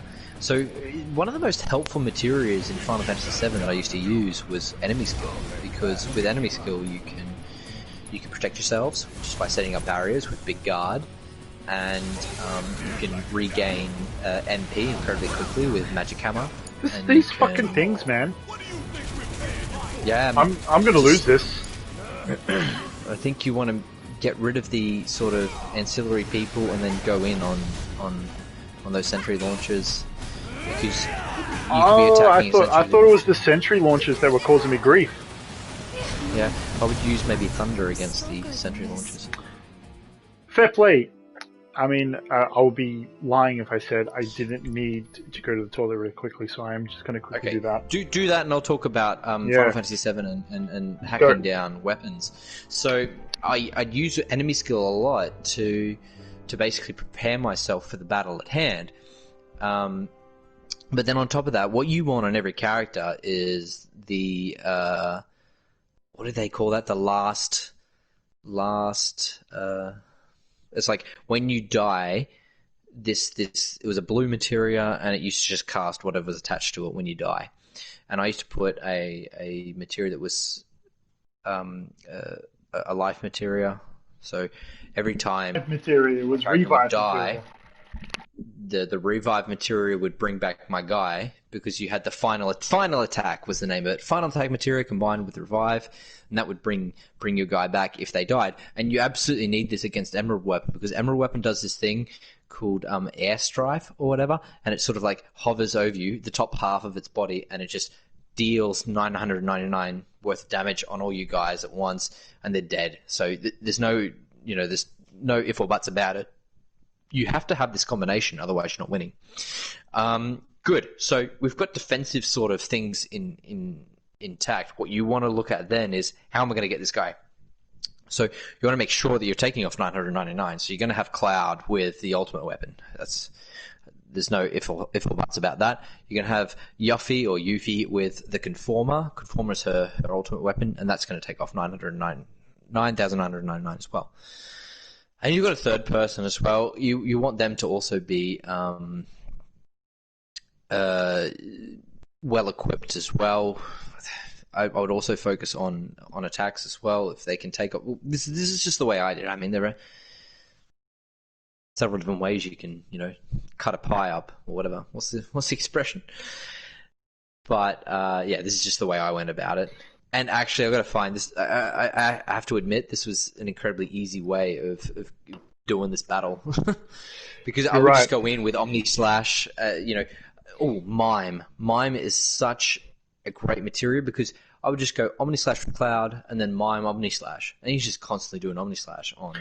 So I'm not sure if you've seen Oliver, but Brandon was saying, haha, I was too young and lazy to do all that stuff. I see a lot of people use multi-attack and Hade's Gilgamesh as well.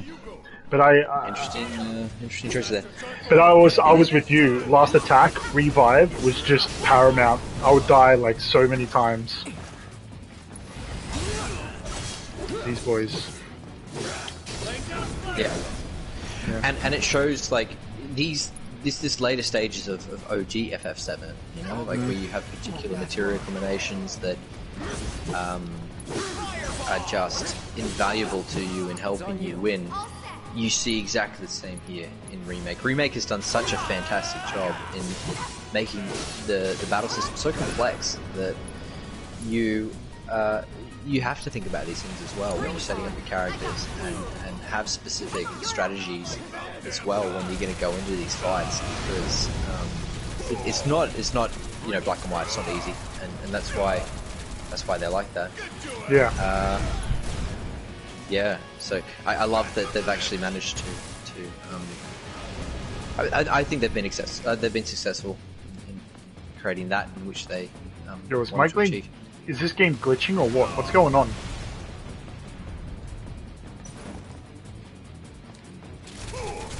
See what I mean? He seems to be underground right now, so he's not. But I'm just getting missile damage. What's going on? Is that stuck on the ground? Yeah, it is stuck on the ground. So just cast a magic on it, like thunder. Thunder is what you should be attacking. Baron has thunder. Oh my god! This is critical. There you go. This is how we have to fight this thing. I mean, fire can do something to it, I think.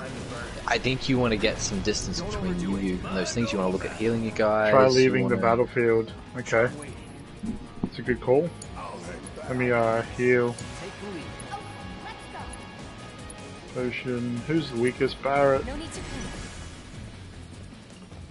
Can I leave the battlefield? You can if you run far enough away. There we go. Fleeing. Oh, I remember that. You used to have to hold L1 and R1. Yeah, the L buttons. Your top ones, right? Yeah. Well, there's a glitch. I don't know if it's a glitch so much as an enemy that's forcing you to figure out a strategy there.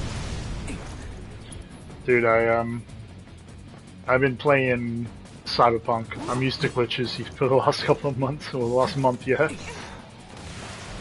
Glitches, amazing. Dude, yeah. I haven't played the newest Cyberpunk, so I can't really comment on I've that. stopped playing it. I've heard a lot of things online. I've heard that it's super glitchy, like just I've hordes of people appearing from nowhere, like you're in an open space, and then all of a sudden it's just like, yeah. I think I do have to restart, don't we? Do I have to restart this?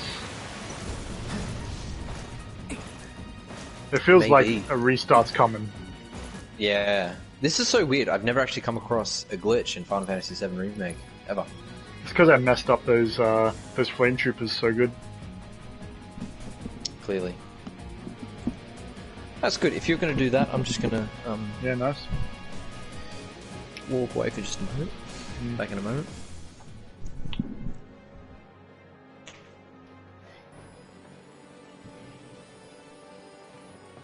Okay, take 2. I thought I handled those flame troopers, let them come out of their ground. Oh, so the flame troopers don't come back. No, this is definitely a glitch of some sort.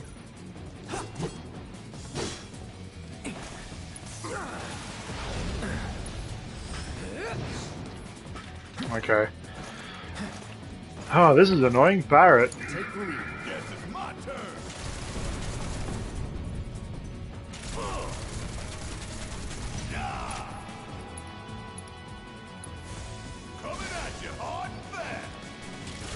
I don't know how we're going to get through this. This is very annoying.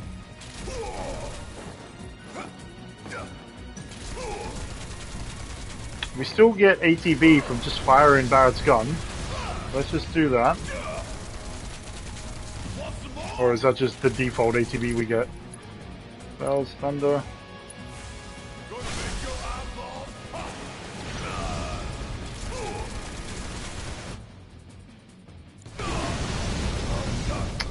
Well, that's not great. Can you fight? Now's our chance. Gotcha. Like I'm fighting an ultimate weapon here.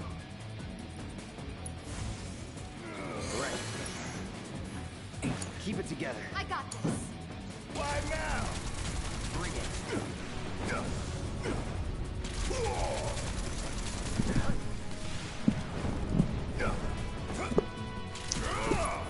So, how Man, how unfortunate. Yeah, this is really not fortunate. Is there a restart from last checkpoint? How far back's the last checkpoint, Oliver? That may be easier.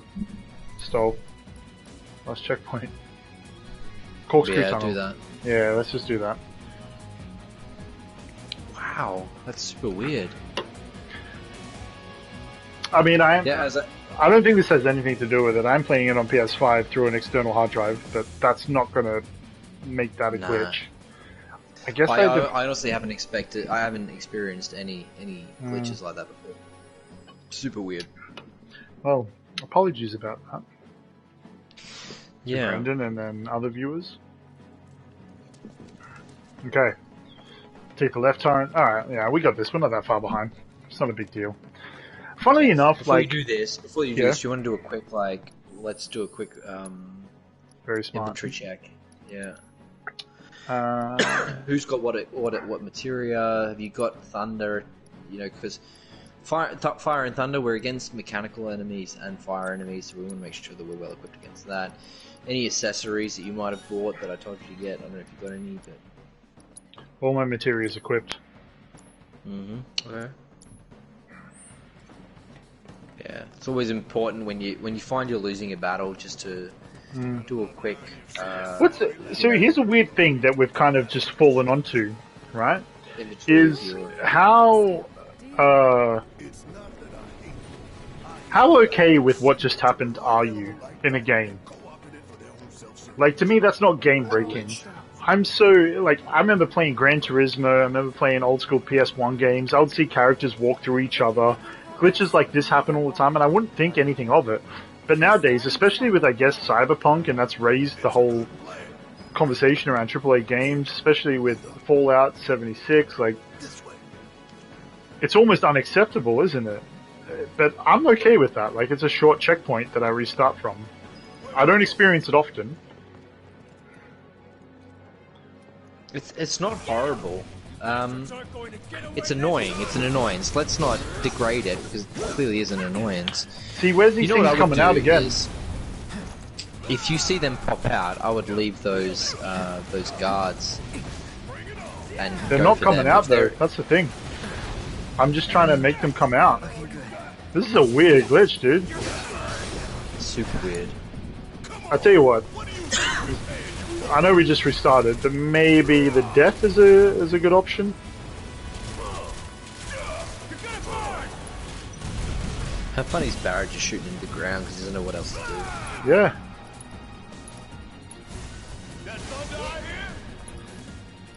Dude, just slog it out with magic. You reckon? just okay. Yeah. leave the guards alive as much as possible. Try and dodge them and keep building up your ATB. And then just, every time you have ATB, thunder on those sentry guards. Sentry launchers, whatever they are. Yeah, use TV to cure. Perfect.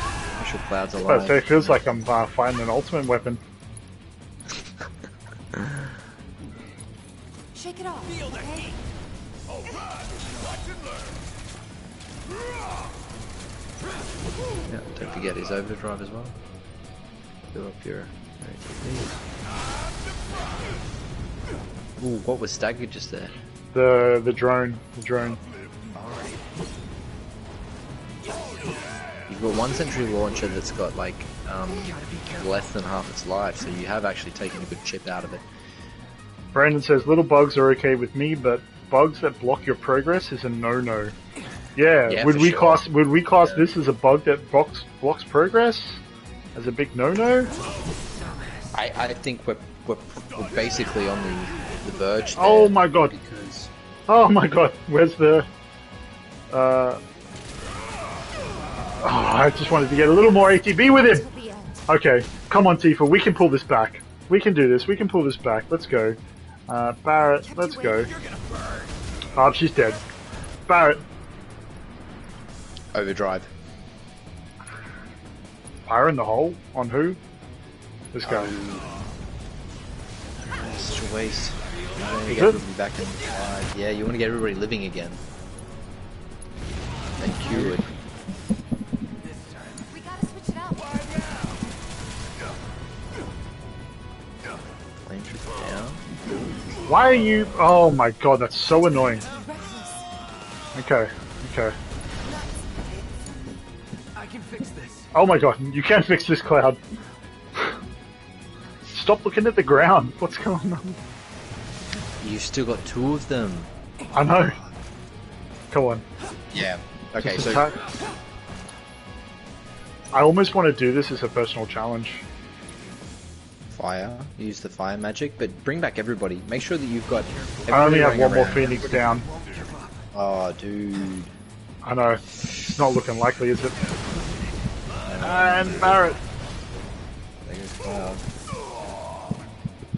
I've lived through worse. Very, very annoying. Oh, wow. Maybe last checkpoint.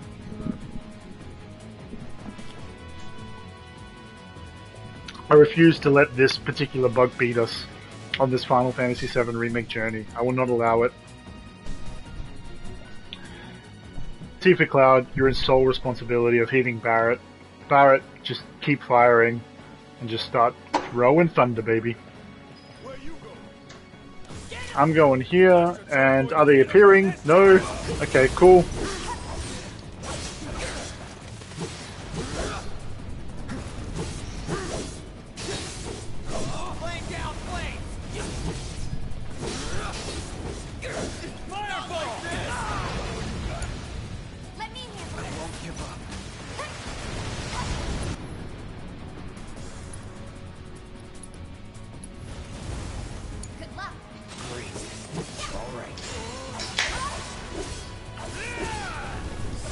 Need a bit for this. I know. I know. I'm terribly sorry, but this is just the way it's got to be.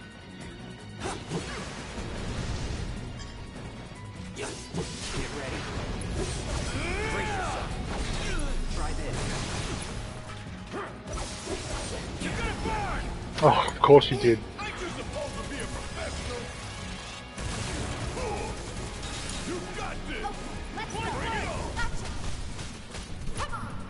So, friends of the sun, as we like to say in German.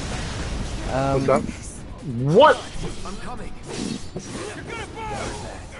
If I may, Okay. I'd like to start a conversation while Ant's doing his best to try and get around this very annoying glitch that he's having to deal with here. It's something that I mentioned to the stream, the last stream. I sort of mentioned that I was unhappy with the name remake, and basically what that stems upon is that it's also something that I touched upon in this stream as well. Is that originally in 2015, when they announced that they're going to do this again, you know, we're going to come out with Final Fantasy VII, and everyone's going to get to play it, and you're going to see Final Fantasy VII in its glory go out to, you know, the masses and be exactly that you wanted, you know, that thing that all the beautiful graphics, the full orchestrated music, blah blah blah. You know, let's really bring Final Fantasy VII to life. That was the goal. That was the objective of Final Fantasy VII, right? Yeah. I mean, that's what I thought it was. That was what it was advertised as well. You were at E3 in 2015. This is what they're saying. They're saying, "Hey guys, you're going to get Final Fantasy VII. You're going to be able to play it in today's technology." That was how it was sold, right? So, if you've got a marketing campaign, that's how you're selling the game. You're selling it as, let's do this, but in this skin, basically. So you know what you're buying. You're setting expectations when you do that. You're saying, this is what we're selling, and we expect you as a buyer to buy that. Okay, cool. Just wanted to you know, set the lay of the land before I go into, you know, the details. As programming went on, as development went on, you know, we saw throughout the development process of Final Fantasy Remake that they had issues. They had issues with it. They were using a third-party development company. This third-party development company was not living up to the expectations of Square Enix, and they weren't happy with it. So they said,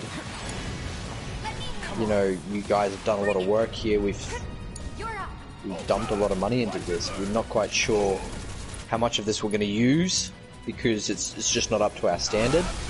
But we're going to take everything in-house.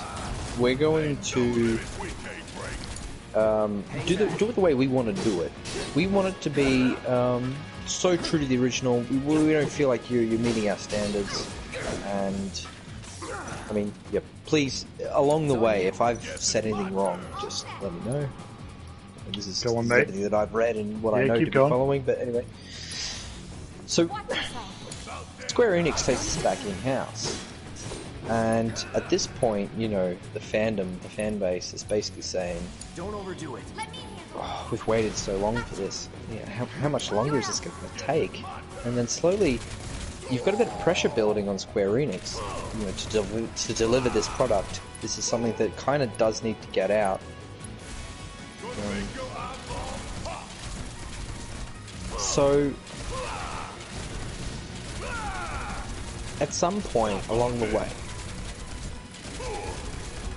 well, I don't know where this happens because this is also quite secretive in amongst Square Enix. They sort of come out with this announcement somewhere. I don't know what they said or what they did, but the rumors started. It all started within the rumors. And I think this solely came from Square Enix. I don't think this came from the fandom. I really don't. At one point they said, "Oh, well, the story could deviate." And for all of us, I think we were kind of like, well, you know, yeah, alright.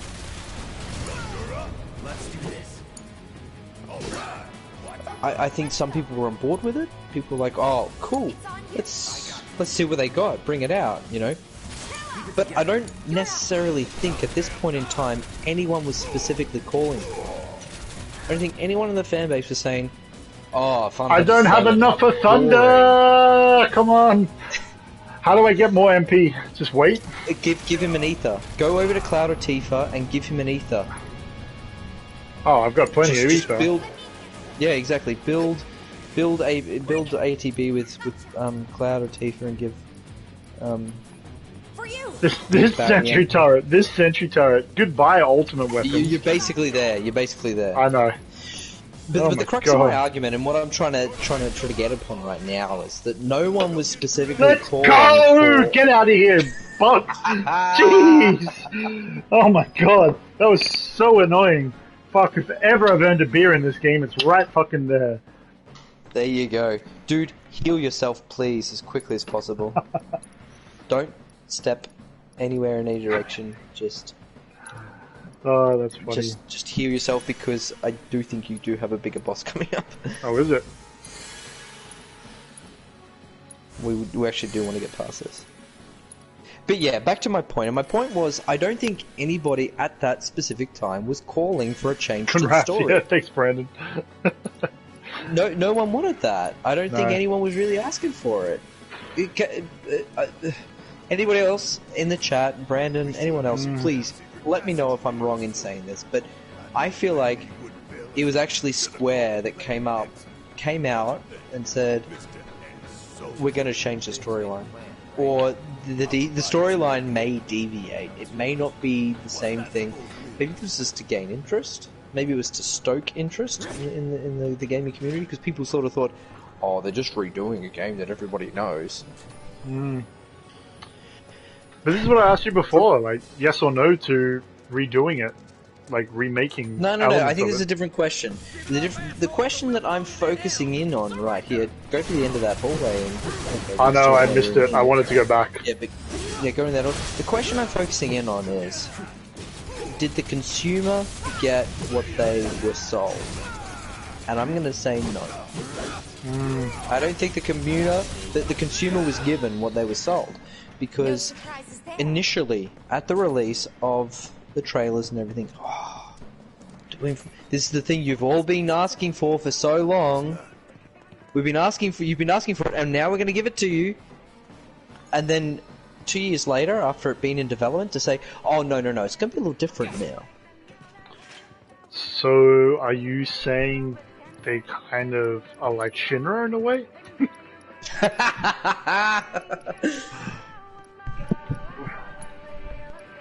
Maybe. How much?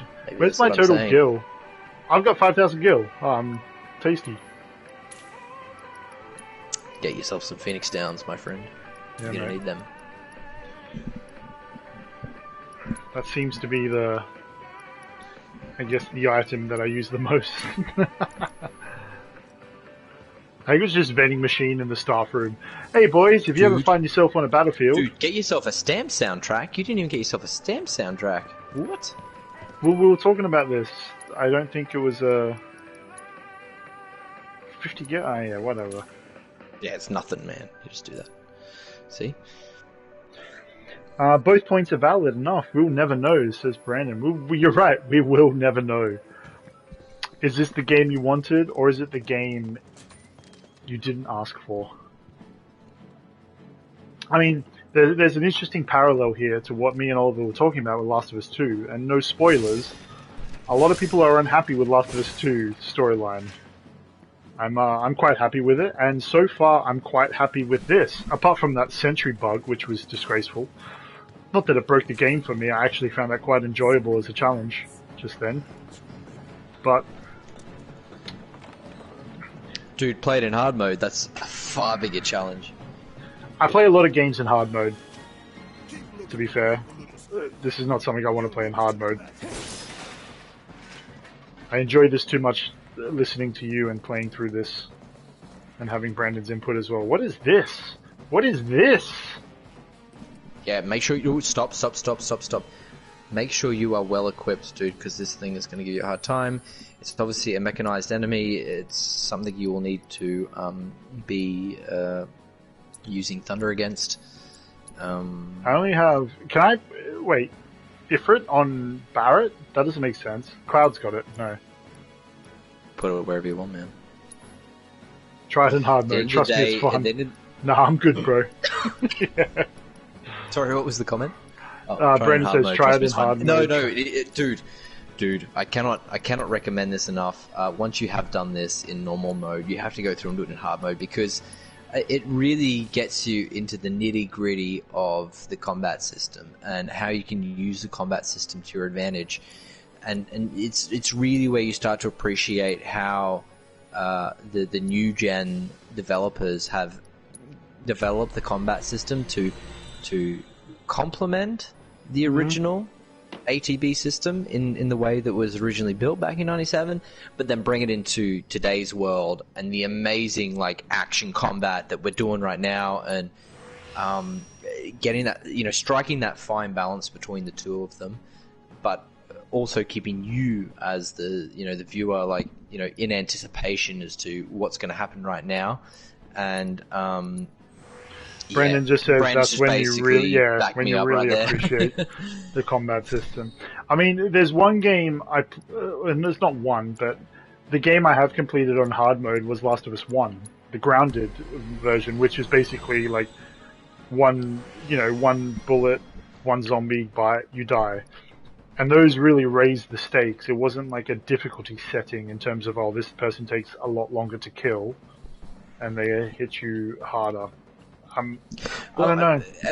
Appreciating the combat system is one aspect of it. The I don't have any more more material. important aspect of it, in my mind, is that it makes the replay value of this game exponentially higher. It means that you will actually go through from start to finish and play the whole thing again, which you might not have done if you didn't have a hard mode. Put it that way. Yeah, I mean, that's the whole reason why hard mode is there for people, isn't it? Yeah. I mean,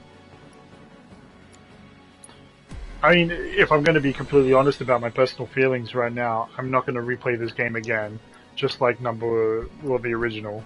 I played that because I very much enjoyed the story of it, and I will do the same for this. Yeah, we'll see. We'll see how the combat system grows on you. Maybe a couple of weeks down the track, your tune has changed slightly. We'll see. I'm doing that thing with this unintuitive system. Yeah. God. Yeah. God. This is it, dude. Don't waste too much time here. I'm just unlocking everything I've got, just because. Just set it on automatic. There's like an automatic function there to focus on attack or balanced or defensive. Yeah. That's good. Oh, here we go. Saving. Head in the corner there. Look for Stamp, because Stamp is this is where they've expanded upon the story. Obviously, Stamp is very integral to Remake's storyline, so it's important that you do take notice of Stamp and who he is and what's going on. Just a Scorpion Sentinel on hard. Just a Scorpion Sentinel on hard. Then we'll see. Funnily enough, Brandon, I've actually heard about that. I've the Scorpion Sentinel in the first stream we did, but also the first boss, I guess you're referring to. Hard time. Yeah, it's difficult enough as is. Yeah, but okay. So basically, bosses get new phases. So the Scorpion Sentinel and the Crab Warden here, they both get new phases. The Crab Warden? Is this guy's name? The Crab Warden. Lol. And it throws you for 6, dude. ATB, make sure you're using your ATB here. Lightning him for days, because you know that he's a mechanical warrior, so make sure you just move. Because using what he's weak against, as in thunder, that is exactly the thing that's going to put him into staggered mode. When he's in staggered mode, that's how you're going to significantly damage him. Your damage attacks, once he's staggered, you get into Punisher mode and you just work him, and then you use those whirling uppercuts and all that sort of thing. So that's basically how you do this thing. MP management is the stressful part. MP management, MP. What are you referring to with MP, Brandon? MP. Magic points. So, yeah, absolutely. Throughout hard mode, basically, you don't get any items, and you can't use ethers. You what? Like, you can't use any items. You can't use any items in hard mode, and you have very little moments where you can regain MP. Basically, at the end of every chapter, you get your MP restored. But other than that, you're left in the dark, and you have to, those boxes that you keep walking past? Every time you break a box, that you get like 4 MP or whatever. It's nothing, but in hard mode, you need it. You need it all the time, because there's no other way of refilling your MP. And when facing a formidable enemy in battle, introduce somebody within clip, summoning mention.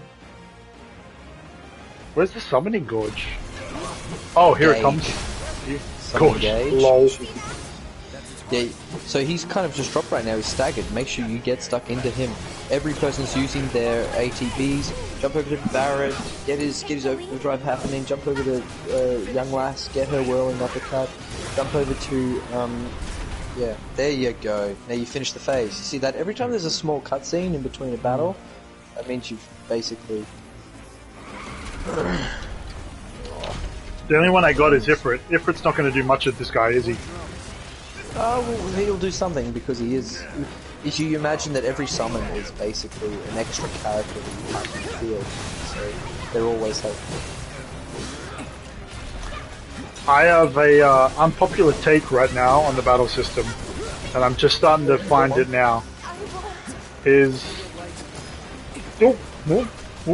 just ducking and diving. Use Tifu's triangle when you put her into stagger. Okay, good looks.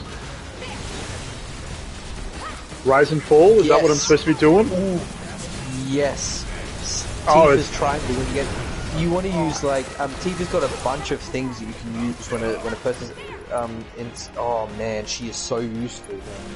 We need to have a look at her shortcut combination. Oh my god, did Cloud just go down? Yeah, he's dead. Luckily I used the vending machine, didn't I? No, but Brandon's bang on the mark there. Like, particularly if you do this in hard mode, you need to use... Oh, Tifa went down as well. Oh, we're fucked. We're all fucked. Okay, hold on. Unbridled strength and all those sorts of things. Let's get Cloud back. Dude, okay, look, you've got Barrett, right? Bring Cloud back. Immediately with Barrett, use his overdrive, because then your ATB gauge is immediately filled again. So then you can use a second Phoenix down. Like, I didn't know that. Yeah. Cool. Good looking. Yeah, exactly. Overdrive builds Barrett's ATB gauge, and you immediately get a second go with his ATBs. So that's basically how you use Barrett, is to make sure he's always got his ATB going through his overdrive ability.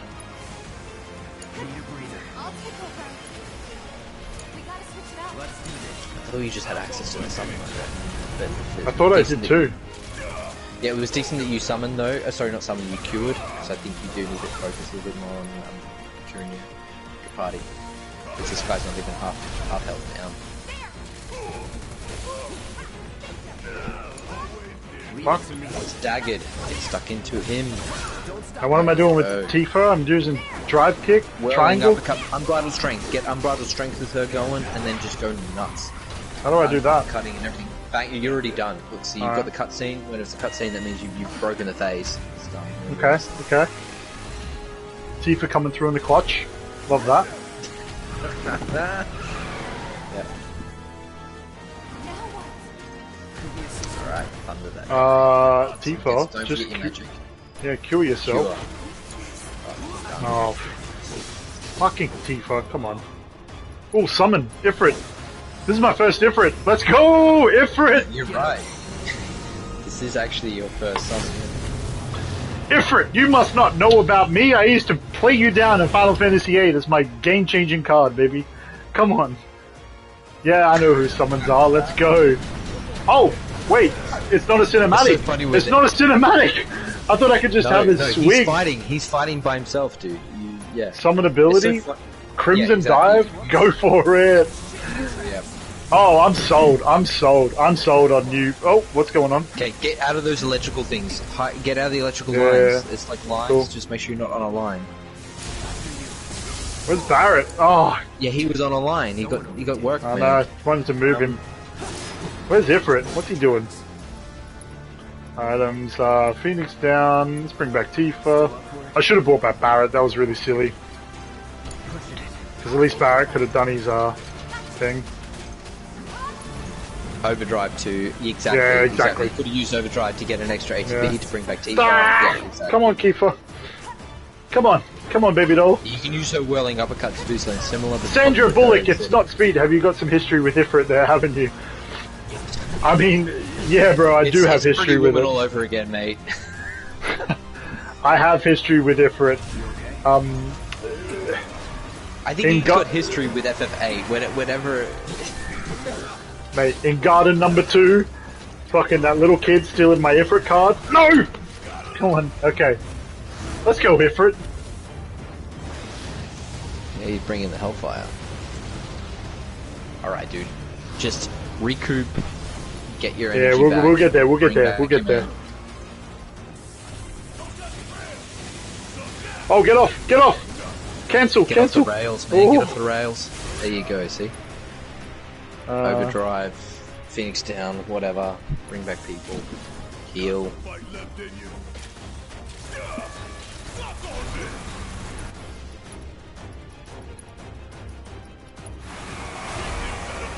Oh, chill, bro.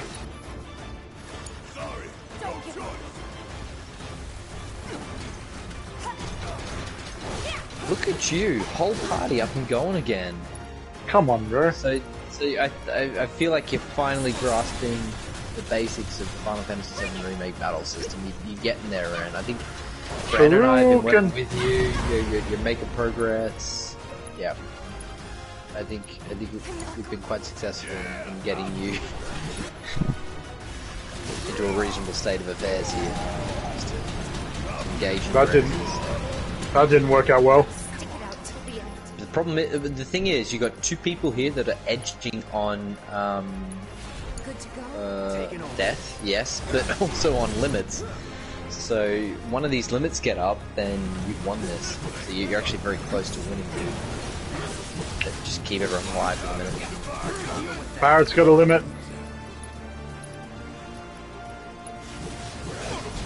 I don't know why I didn't aim it at him solely. Ooh, he's staggered, baby. Give me Cloud's limit. Give me Cloud's limit to finish this. Come on. Give me Cloud's limit. You know you want to. Oh, get off the tracks. Off the tracks. I don't think we're off. Get off. Oh my god.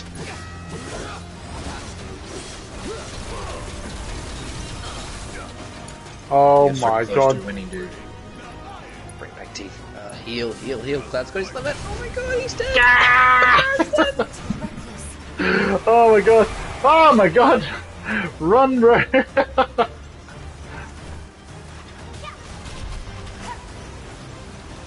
Get out. I'm trying.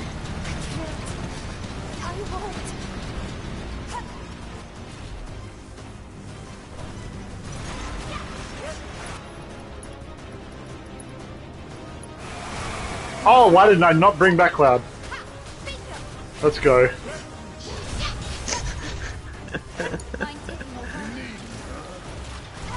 This is an intense battle, man. You're on the edge right now. And Crabwarden's fighting as well. Crabwarden wants to win. This is what's cool about this game and the battle system, is that it wants to win too. It's like, no, I'm not. Yeah. I'm not taking this lane down. Has it met fucking Cloud's limit break? Come on. That didn't do it. More of effect. It would have had more of an effect if he was staggered at the time, which he would have done through lightning or thunder. Whatever it's called. This is nerve-wracking. Trust me, Brandon. This is nerve-wracking for me too. Get off the tracks, Tifa! I need you alive. Spells cure. You can cure Barret Stay strong. and Cloud. Anyone who's not on the rails and anyone who's not like within proximity of the crap water, that's who you should be focusing on. Two at once. No! Oh my god! Oh no, I did it! I thought I lost. Oh my god. You got it. Mate. Well, just like any good TV or movie, you want to make it tense. And stay down, as Barret said. I'd like to shout out all the support I received. Stoll, Brandon, thank you very much for the guidance, the coaching through that. That was Crabwarden. Crabwarden. Yeah, a new boss that was inserted in, but completely not out of place. So if we're going to go back to like remake versus OG, that is the perfect boss to just slot in somewhere, because why has this guy got a cut down his eye? Heidegger? Does that get explained, or he's an old war general. I imagine that he didn't get to his position without being in a battle or two himself. So Yeah, I think that probably might get explained in the lore somewhere as to why Heidegger actually does have. Here's that Kanga shot, boys. Yeah, that's What's my up, bro. Kanga? What's up, Kanga? Yeah. Yo, Kanga. Oh, nice. But back to what I was saying. I think Crab Warden is an example of an addition to Final Fantasy Remake where they've actually done a good job with him because he doesn't feel out of place. And, yeah, he doesn't. Yeah, of course you're just woken up in Australia, mate. That's we would just Oh, this is interesting. Kanga shot. Got a really good question for you, mate. We know exactly where As Stoll's brother, how often did you see him playing the original Final Fantasy VII? Ooh, man. We've all heard it from Stoll himself talking about music and the grippingness of the game and how much he played it in and out after school. Heaps and heaps. So yeah, you can't even. Answer? Heaps and heaps. Yeah, it's unquantifiable. That's basically what he's saying.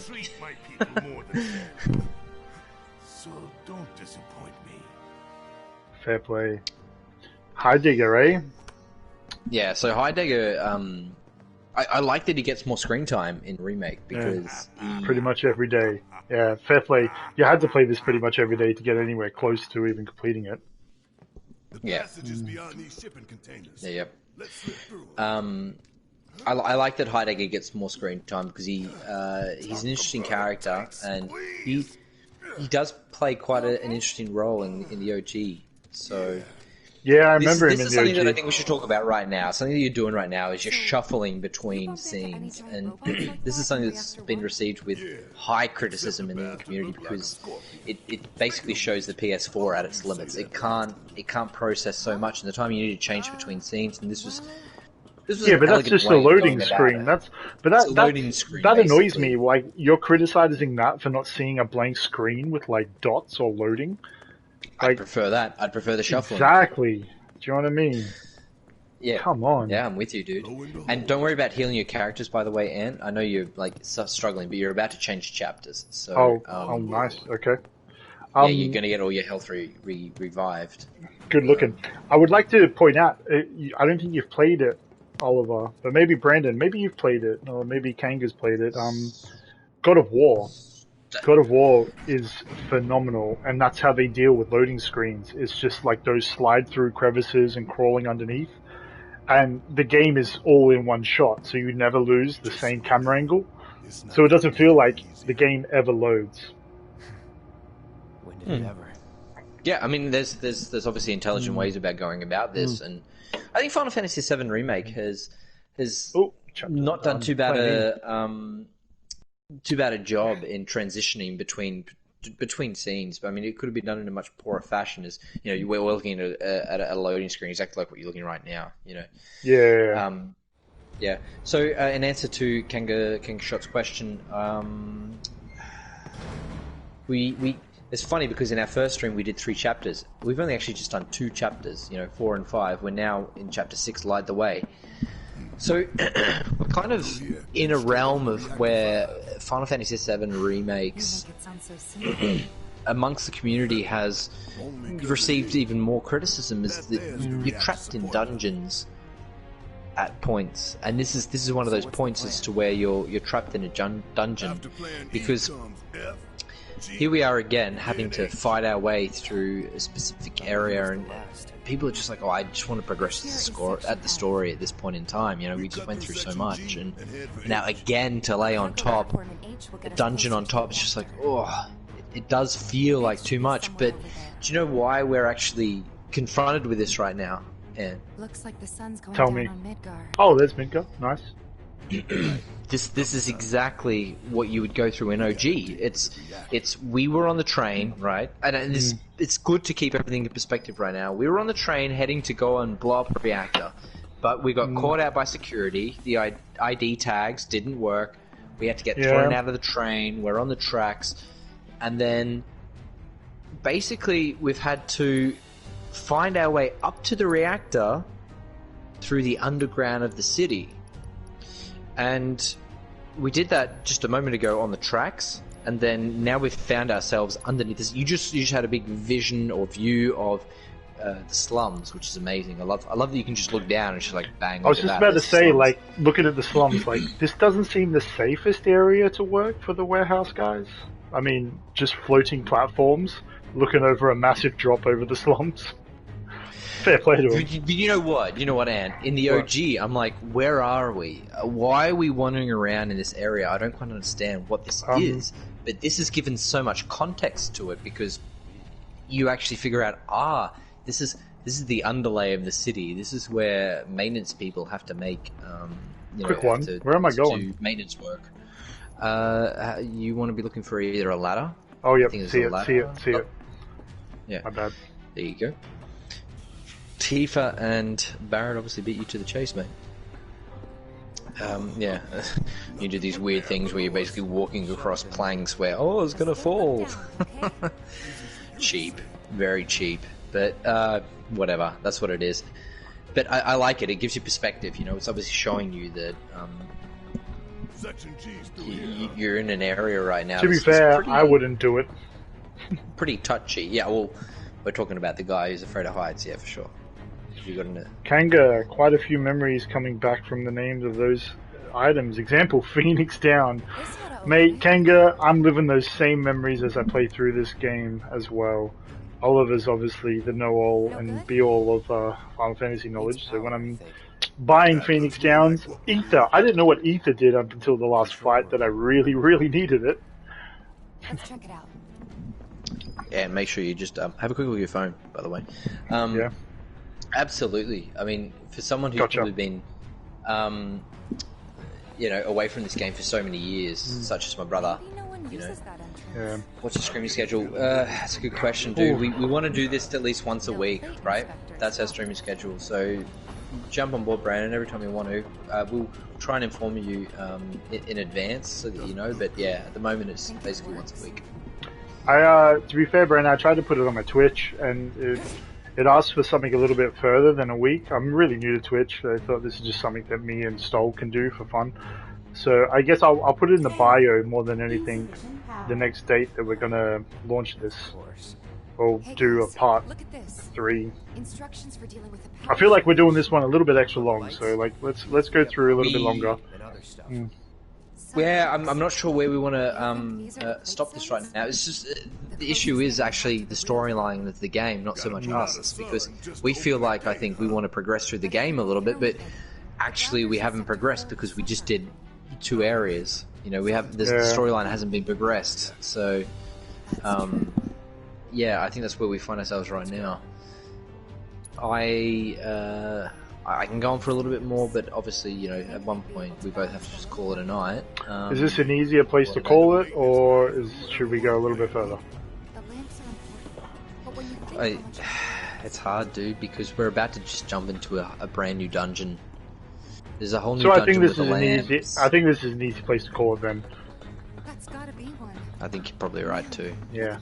Alright then. But the thing is, we're going to start the next stream with a dungeon. It might actually be more beneficial to us if we just get this dungeon out of the way and then start the game afresh, and then we've got better things to talk about. But it's up to you, really. I haven't played the game through, but yeah, alright. I mean,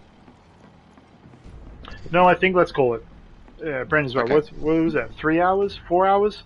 Jeez, I think man. we're good for time. Yeah, we've been at this for a while. Let me just squeeze a quick little thumbnail here. Oosh. Do the slums. Get a good picture of Cloud against the slums, like a high up picture or whatever. Ooh. Oh, yep. Nice. Have it. Cool. Alright, so, seen some boxes here.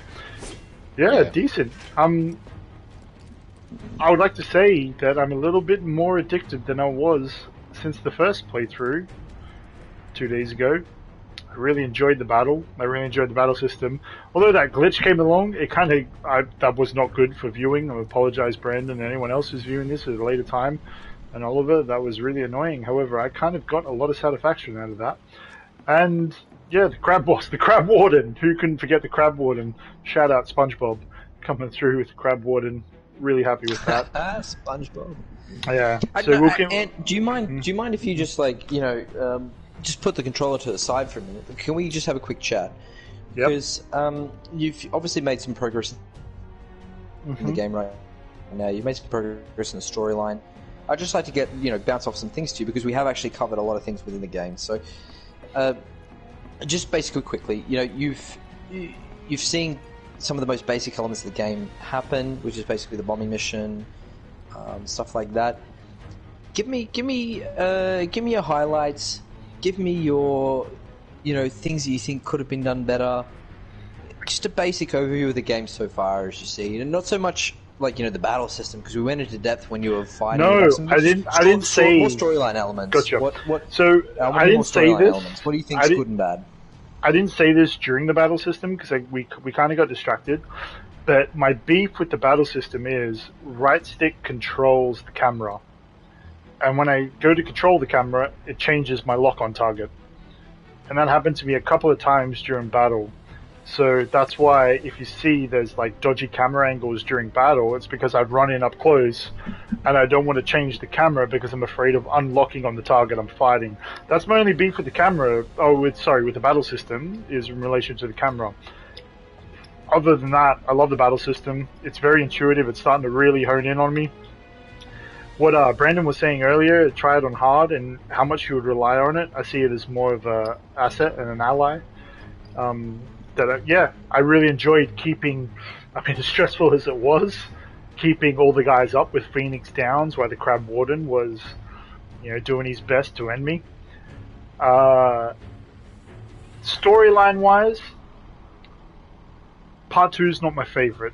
If we're going to look back on this and say episodes, Part 2, the Roche, yeah. Yeah, he's just too out there for me. He's very out there. The whole Jessie's dad.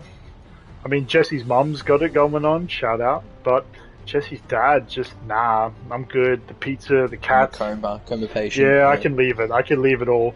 It felt just like the sake of putting content into the game for content's sake. However, I didn't feel like I've imposed that upon you, though. I feel like I've kind of influenced. If I wasn't doing it without yourself or having Brandon chat to in the chat, then yeah, I would feel like this is maybe something that doesn't pose as much of annoyance. But talking to you guys and realizing I didn't do this in Final 7, yeah, it's a bit annoying. But ultimately, it didn't deter my experience from the game as much as I thought it would on reflection. Because looking back now, I'm like, yeah, we did just spend about an hour and a half on it. And this is something that has actually come up a lot within the Final Fantasy community, Final Fantasy Remake community, is that the pacing of the game seems to work against it more than it works for it. And I think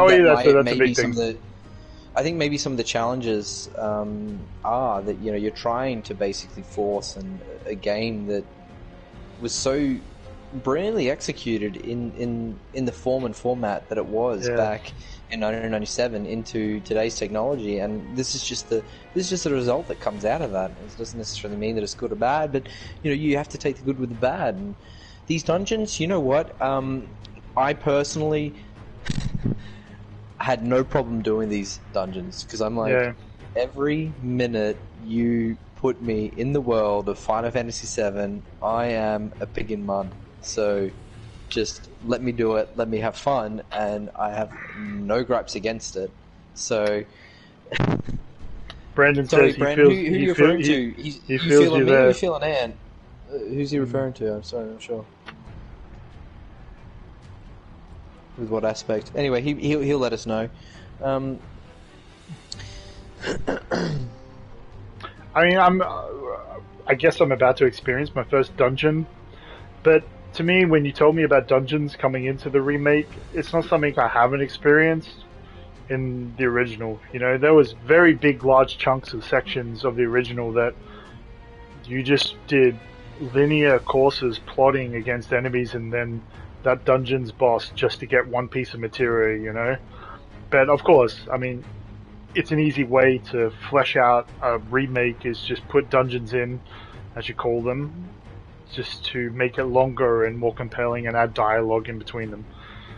So I could see that. Well, we'll see after I no, experience but this is actually the next opposite. This is the opposite. This is them trying to incorporate parts of the original into the new one, because the original had dungeons where you had to look for items, you had to look for materia, you had to try and upgrade your men. You do fights so that they get more experience and they're more worthy in a fight later on.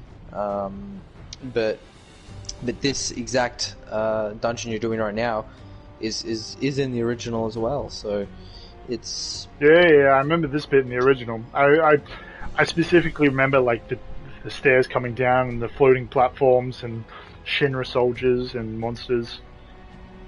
I remember the setting. It's funny though that this never hit home for me when I played the original, because I didn't actually realize what you're looking at right now. Underneath you is the city. Well, I don't think they ever really showed it. Going through the basement. I thought we were in the sewers, to be honest. I agree that they didn't show it. They didn't show that that's where you were specifically in the original. I mean, looking down on the favelas, the shanties.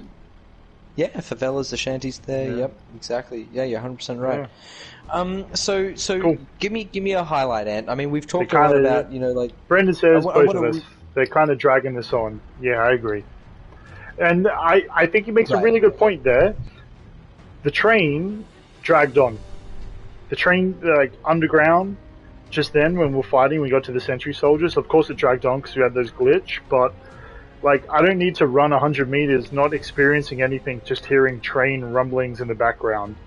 That could have been done very cleaner and a lot swifter, and it would have probably been more potent and hit home a lot easier and a lot quicker, and the storyline, the pacing for the game would have felt better, because I felt like those tunnels just unnecessary.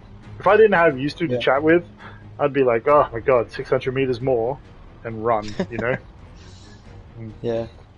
But tell me your biggest highlight of the game so far. I want to hear a big highlight. I want to hear your love for FF7. You don't want to hear it. You don't want to hear it. You know what it is? No, as much as she's top stacked and it's amazing, it's got to be Ifrit, baby. Ifrit coming in, first summon. How do you not feel it with the first summon, man?